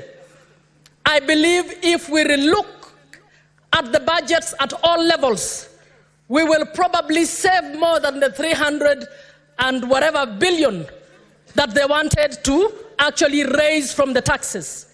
So the big job that the National Assembly and the Senate should be doing is to do the big job of allowing our experts, whether in civil society, among the Gen Zs, to openly and transparently audit the budget items one by one for the executive, for Parliament, for the judiciary, and put money where it is required. So where we need essential services, we must put money where we need essential services. Where we are wasting money, we must remove that money, because what are we doing? We are working on budgeting for corruption. So number one, Madam Speaker, the president said that he will go and borrow for the deficit. I am recommending that we don't allow one more shilling to be borrowed until we put in place a system that can ensure accountability and transparency with debt. So, Madam Speaker, I'm suggesting not borrowing 1 shilling for the 2024-2025 budget. Madam Speaker, number 2, I am recommending that we rationalize the expenditure. We need to find out how much does hospitality for 863 million look like in one office. We need to clearly agree that is budgeted corruption. It must be moved aside. We need to start asking, what is this confidential budget? What does it normally do? And when we are doing the audit, I would want to find out, in the previous year, how much was there for hospitality? In the previous year, how much was there for confidential? What did it do? Madam Speaker, we need to start doing that. As we are reducing expenditure, one of the other things we need to do is to find out, how do we identify duplicated jobs? I have just given one example. We have NACADA dealing with drugs, but you give the deputy president 400 million to deal with drugs. We have county governments doing county roads, but you have CDF being given money to do county roads. We have national government doing bursaries, but you have the president with bursaries.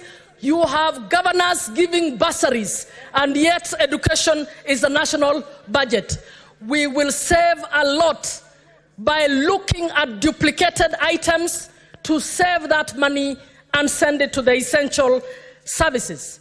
As we are doing so, Madam Speaker, we must not reduce the budget to social spending that keeps the dignity of the human beings in this country. Our development strategy must be people-centered. We must provide education. We can only keep increasing our budget in education. We must provide better health. We must keep increasing the budgets in health. We cannot say we are not now going to pay the interns. We are not going to pay the doctors.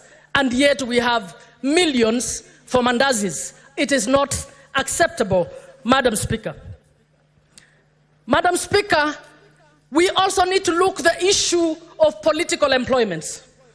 And I'm suggesting Public Service Commission must be summoned to the Senate to tell us what structures it has set up of a parallel public service that is not provided for in the Constitution or in the law. How many advisors do we have in the presidency? How many do we have around the cabinet secretaries? How many, even the county public service board should tell us how many advisors do we have in counties? That is a parallel, silent public service. As they are telling us, the SRC must join them to tell us how they have cleared payments of salaries to unstatutory and unconstitutional offices. Who is going to be held accountable for that? So those two bodies must tell us what we need to do. We also need to find out why are employment laws not being followed? Why are constitutional commissions which are supposed to be independent not doing this? Why are TSC letters being peddled by politicians? Why is TSC issuing employment letters? TSC has been practicing has been in the practice of employing those who've been waiting before the ones who are qualified recently. Can we have a public audit to find out how many people were politically employed because they are not politicians, and those who are waiting and are sons and daughters of poor people were not able to get those issues? Madam Speaker, we need to also audit debt. And I'll go quick. We need to audit our debt and ensure to find out documents and all agreements relating to debt need to be made available to Parliament so that Parliament can actually audit this. We also need to audit the debt expenditure. So we borrowed for this. Have we been doing this? And I'm suggesting that we get a special team to be able to do this. I think the Auditor General needs to be facilitated. Parliamentary PBO office needs to be revamped to help us to do debt auditing, Madam Speaker. If we do this and we do it transparently so that our audit is made public, it's not an audit to be hidden, then the Kenyan people will be able to know what we are doing. Madam Speaker, we must audit all funds. We have so many funds. The Youth Fund, the Women Fund, the CDF. How are they being implemented? We need to audit them. I think that the thinking behind funds is good and is noble, but are they being used for purposes that they were supposed to? We need to do an audit. Those ones that are being used for purposes that they should be used, be retained, and the others that are not being used for the purposes that they should actually be looked at. Madam Speaker, World Bank report in 2020 reported that we have dead infrastructure.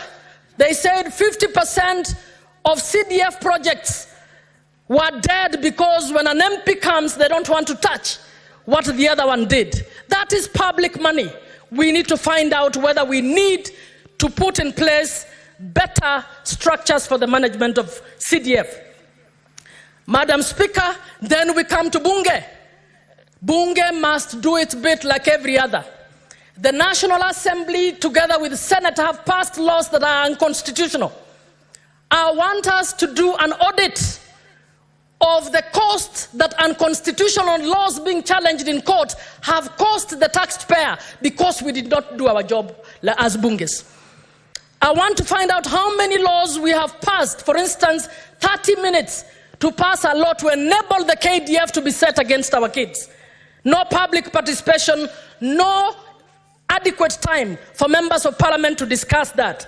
Madam Speaker, as Bunge, we must take responsibility for passing laws that have violated the Constitution, for passing laws that have circumvented the Constitution. Madam Speaker, I want to speak to the people of Kenya as well. As we are speaking and everybody is taking responsibility, I would want our people to also take responsibility. When we queue to receive 200 shillings from politicians in funerals and elsewhere, I want us to start asking ourselves, where do you think this person has got money from? He does not have even one industry in that county of yours. He does not have a factory where he's employing anybody. He moves around in very, very affluent vehicles, dressed up well, and just stands and dishes money, and you take that money. Ask yourself, who in their right mind would take monies that they have worked hard in a business to build a business and start dishing it out? What are we doing? That is money that should have been providing your schools that is being dished out to you. That is money that should have been making it possible for you to get access to health that is being dished out to you. Madam Speaker, we need to speak to our people to say, do not encourage thieves and do not elect thieves. Let us do what is right and let us ensure that this country moves forward. So it is a moment of reckoning, not just for members of parliament, not just for the president, not just for the CSS, even for the church leaders and other leaders. Where do you think somebody, Catherine Muma, who does not have any factory anywhere, all of a sudden has 20 million to give you? Why don't you ask yourself, na hii 20 million aliitoa wapi? I think as a country, the Gen Zs are calling all of us to recheck our conscience, are calling all of us. Senator Catherine, your time is up. 1 minute only to finish the sentence. Just 1 minute. I will finalize. Madam Speaker, I think I've spoken to every sector of society, and all I'm saying, all of us need to introspect and do the right thing for this nation. Thank you. Senator Karungo Dhangwa. Thank you very much, Madam Speaker. I'm really happy also to weigh in into this motion and support this motion. Madam Speaker, on 26th of June, I had written to your office requesting us to do the same, to have a motion to discuss what we are discussing today. I'm happy, though I did not get a reply, I'm happy it has come through the channels that it has come, for us to discuss this issue.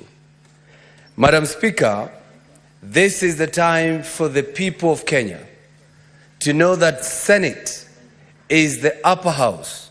It is what was meant to be by the drafters of the Constitution, Madam Speaker, because they wanted this house to be more an appeal chamber, to be a house that will bring appeal mechanism where Kenyans who are not happy with what is happening with the executive, with the other assemblies or with the National Assembly will always have a channel to come and weigh in and give their contribution, Madam Speaker.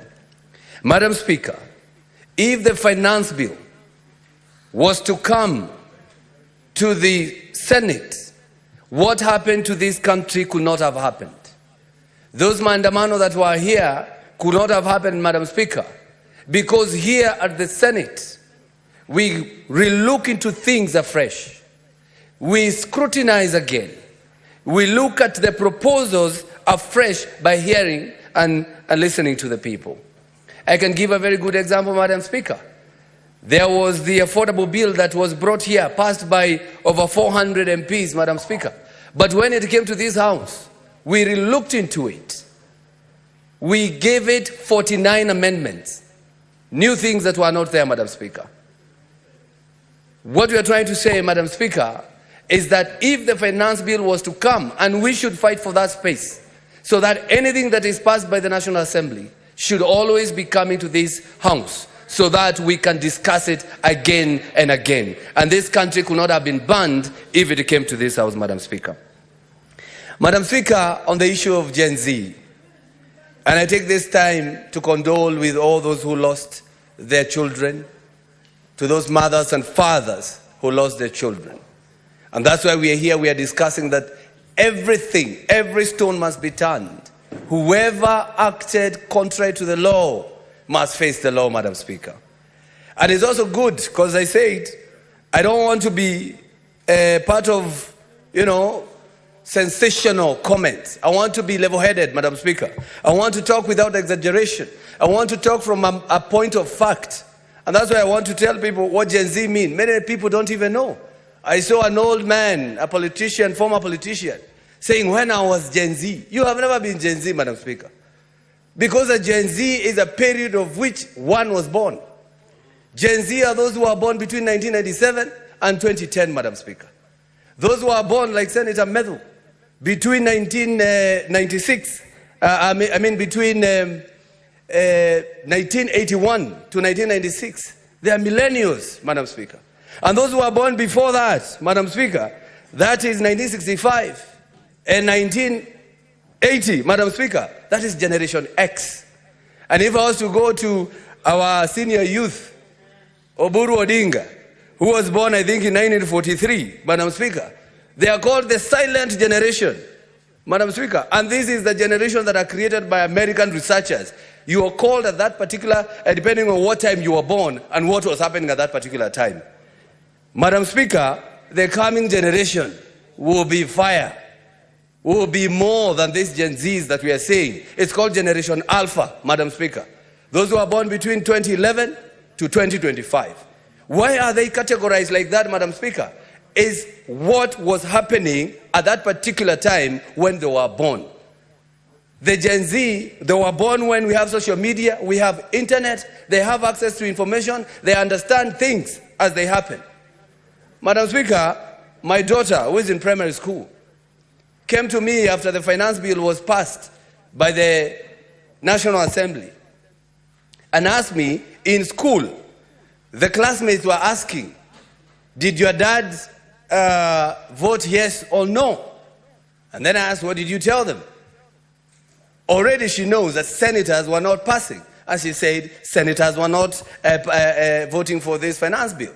So what this means, it is even those kids that are in school, those now we are calling Generation Alpha or the Gen Z, Madam Speaker, they understand everything that happens, Madam Speaker. Madam Speaker, we said we need to talk to Gen Z. And the reason why I've given that definition is because when the president is talking to Gen Z, he must make sure he's talking to Gen Z. And that's why I advise him to shy away from the X space on Twitter, Madam Speaker. And I will explain why. Because, Madam Speaker, when you go to X space, you only hear voices. You don't see anybody. We don't know who is in there, Madam Speaker. We might be speaking to those who are always been there, Madam Speaker, and not listen to the real Gen Z. And that's why I'm advising him, kindly go to TikTok. If you want to talk to Gen Z, you will be able to see them. They'll see your face, you'll see their face, Madam Speaker. They will even tell you, this is not a Gen Z, this is a grown, that man, Madam Speaker. Because if we go to X space, uko matusi mingi sana, and they do not come from Gen Z, because Gen Z, they are not afraid to be seen. That's why they came to the streets in broad daylight. They want to be seen, they want to be identified. They are fighting for their people. So I asked the president and the deputy president, Go to TikTok. Learn how to say, tap, tap the screen, guys. Tap, tap. I want to talk to you. I want you to see me. I want us to talk to each other, Madam Speaker. Madam Speaker, I want you to take a pen because we have to do some math. And this is the time that we as a nation, we should now start taking stock of what has been happening. What has been wrong, we say enough is enough. And that is the CDF, Madam Speaker. Mr. Speaker, when the former senator or the former member of parliament from as a constituency in Nyandarua, Mr. Karue, came with CDF, that was the beginning of devolution. What he was trying was to devolve services to the people. So when devolution came, CDF should have died a natural death. Because that is devolution. Madam Speaker, and it has been said here, can you imagine the government gives you money to go pay government? That is bursary.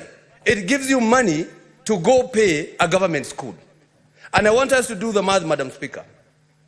Take a pen, Madam Speaker. Every constituency in their CDF, they have over 50 million for bursary, Madam Speaker. If you multiply 50 million times 249 constituencies, 290 constituencies, Madam Speaker, you'll get over 20 billion Kenya shillings. Every county every governor has an education bursary fund, which they put between 200 million to 300 million. If you do an average of 300 million, multiply by 47 counties, you get again over 20 billion Kenya shillings. Over 20 billion Kenya shillings. That is 40 billion or 50 or 60. If you add the GAF, the women rep, they also have bursary. The president has bursary. The governor has bursary. We will get almost 80 billion Kenya shillings. Madam Speaker, why don't we just give this money to schools and make education free? Madam Speaker, why don't we take it direct to the schools and make high school education free of charge? I don't have to give an MP money to come and bring it to the village. We have M-Pesa, or we have channels of sending that money to schools, Madam Speaker. Madam Speaker, there is an issue of KERA. KERA, Madam Speaker, and I'm speaking as the chairman of Roads and Transportation in the Senate. We should disband KERA and make sure this money goes to the counties, Madam Speaker. It's better to deal with one thief than 290 of them, Madam Speaker. This money, let's go to the governors. We are saying governors are stealing. We are here as a Senate to make sure that they don't. It's better to deal with one thief than talk or deal with more than 290 thieves, Madam Speaker. Madam Speaker, we are even asking ourselves, if the governors, and I heard the Senator of Isiolo, and also I have had the same cases here, that the governors are not respecting the Senate. Madam Speaker, if the governors are not respecting the Senate, we have tried to find them. They are paying the money within a day. We have tried to tell the police to arrest. The IG cannot arrest them. Why don't we as a Senate also say we are going to change the rules and the laws that we can also emanate with the motion to impeach a governor from this house, Madam Speaker? Because what we do, we all know, wait for the MCAs to bring them. So if the MCA never bring them here, this house that is mandated to check the interest of a county should also come with a motion to impeach a certain governor who is not respect this house and who is stealing and who is taking money home, Madam Speaker. Madam Speaker, as I conclude, because I am a man of few words, Madam Speaker, I would urge the executive and I urge the cabinet secretaries, those who are going to survive, Madam Speaker, from the sacking, because it must happen, Madam Speaker. I'm telling them, focus on creating jobs. It's better to go on a muddy road when you have money in the pocket. It's better to go for the water in the river when you have money in the pocket, Madam Speaker. It's better, Madam Speaker, to go. What I'm trying to say is, when it comes to development, Madam Speaker, and you had said that, Madam Speaker, it must be people-centric. Go with the money to where they are and ask them, I have 20 million here. Do you want me to make this road? Do you want me to make this, to bring water? Or do you want me to create an industry here so that everybody will have something in the pocket? They will say, create an industry, and we get money. then we'll discuss that when it comes to roads, Madam Speaker. Madam Speaker, picketing that we saw for the first time here, it was very peaceful at the beginning. And the reason why it was very peaceful, because that is when only Gen Z were on the road, Madam Speaker. And they were picketing, taking selfies, recording themselves on camera. And that is to show it can be done. And that's why I'm supporting those who are saying that we should bring along and have picketing corners, picketing roads. We should even have a picketing authority, Madam Speaker, that receives every petition. When somebody comes, they come where picketing corner, there is an office, there is some people there, you receive it and you follow it through, Madam Speaker. Because what happens when it comes to this place, Madam Speaker, sometimes people do not even know. Because we do things in very quiet. And that's why people are worried. They were saying senators have just become clever overnight. No, we have been like this. It's only that they show MPs on KBC every day. We do not share equal platform. And that's why we should also say, anybody who is speaking here, Madam Speaker, if National Assembly is given 20 minutes, we should get 20 minutes on the KBC, which is the national broadcaster, Madam Speaker. Otherwise, they just show the National Assembly, they don't show what we do here. People have to go to YouTube, Madam Speaker. Madam Speaker, I would want to talk to the public service, and especially the CS, if he survives, Madam Speaker. It's good to advise him if he still retains his position, Madam Speaker. In Dubai, they have a ministry called the Ministry of Happiness. It even have a CS or a cabinet secretary. And people thought the Ministry of Happiness was to have somebody who will come to your house and crack jokes and make you happy. No. And that's why I'm suggesting to the CS Moses Kuria, in your public service, create a department called Happiness Department. Why am I saying that, Madam Speaker? That is to check whether everybody is happy with the services they are getting for the public service. By the time you go to get your passport, Madam Speaker, before you leave that office, there must be somewhere you press to say, I was served well, I was not served well, and this person is very rude. And then it goes direct to the ministry, Madam Speaker. If you go to get your driving license, you must, before you leave that office, were you served well? And then you click somewhere, it goes to the department, not to that office. That office wouldn't even know. They will only know when the PS, the CSs will come to your office knocking, saying, my friend, so many people are complaining, so we get rid of you. Even us, Madam Speaker, I've gone to Israel.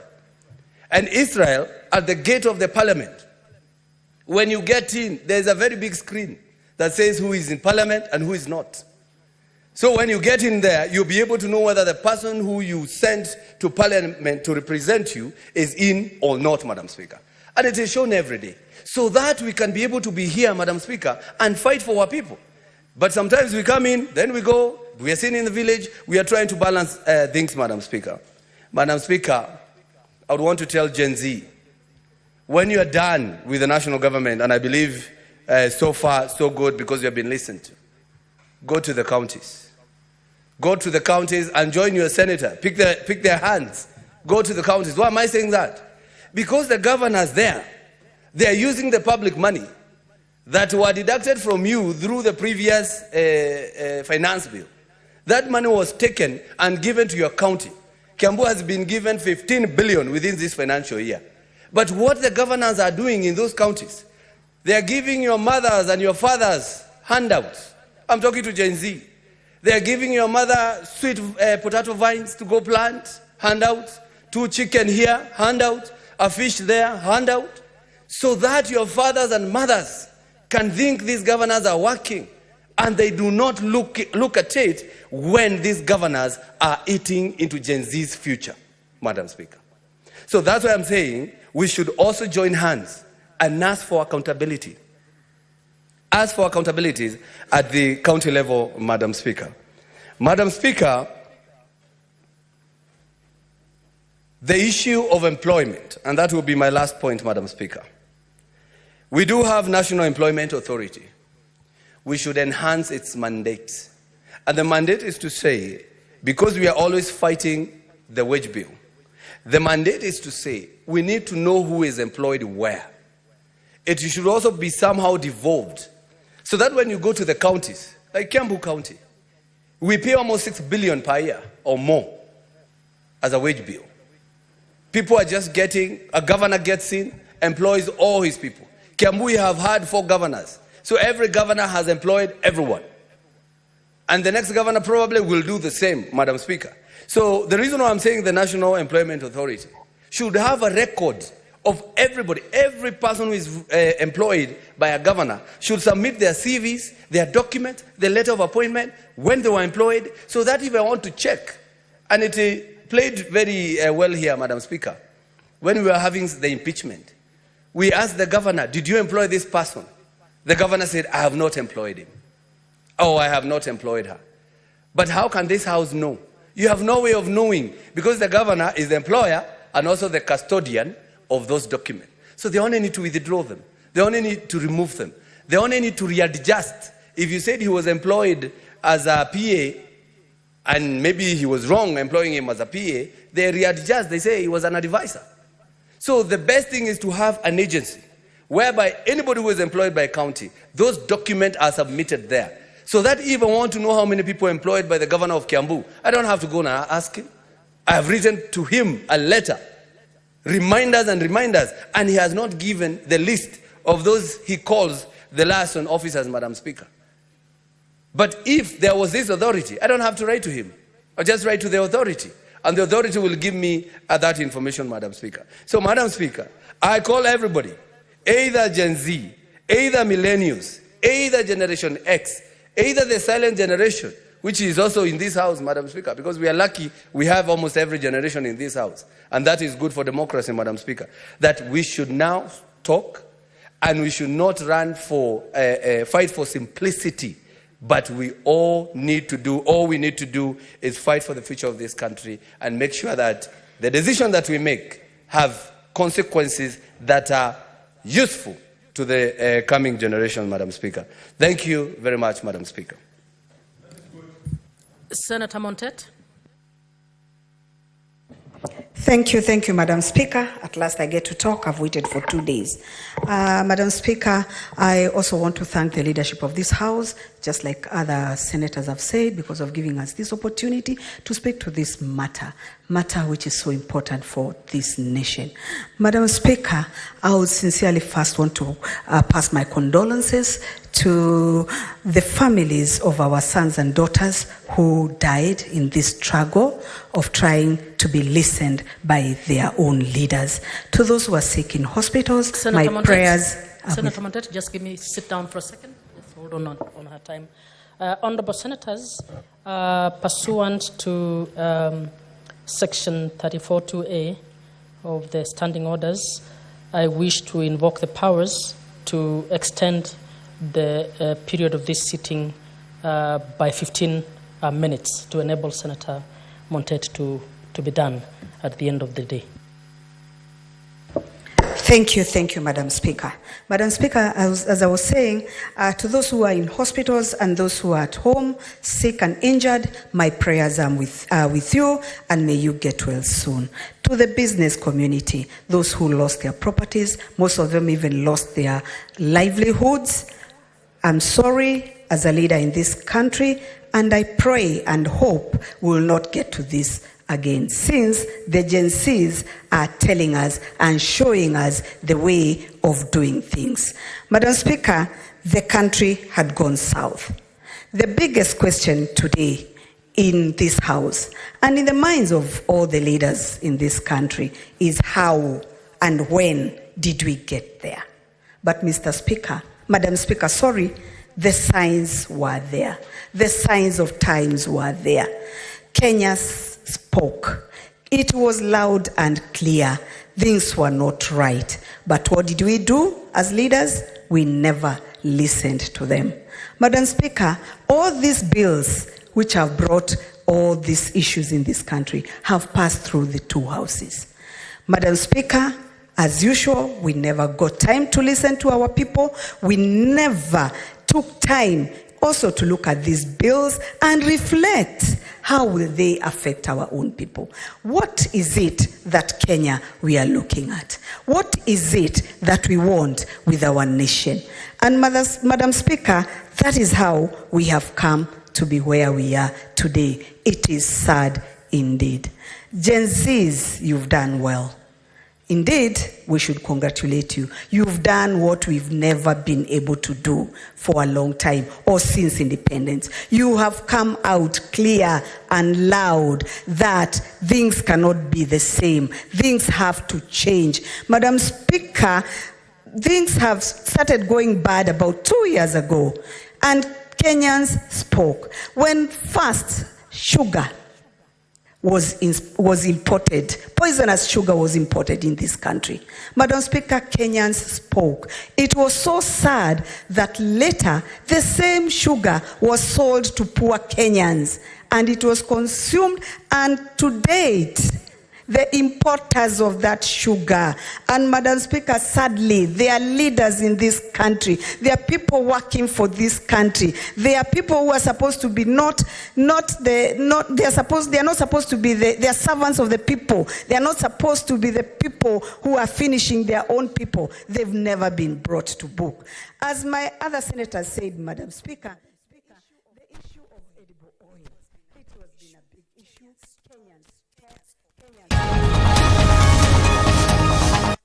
That oil are known.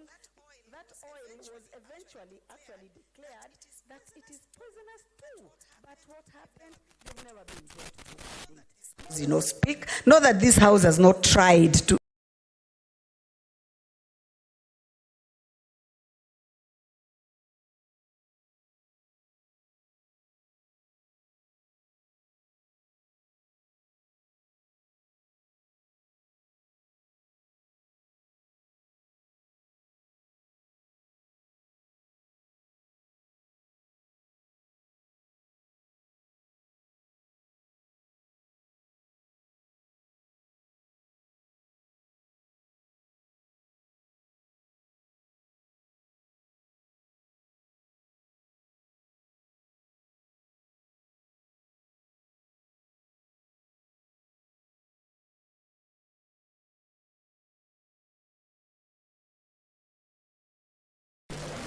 Just manage it, don't steal it. A few people are stealing too much. These kids are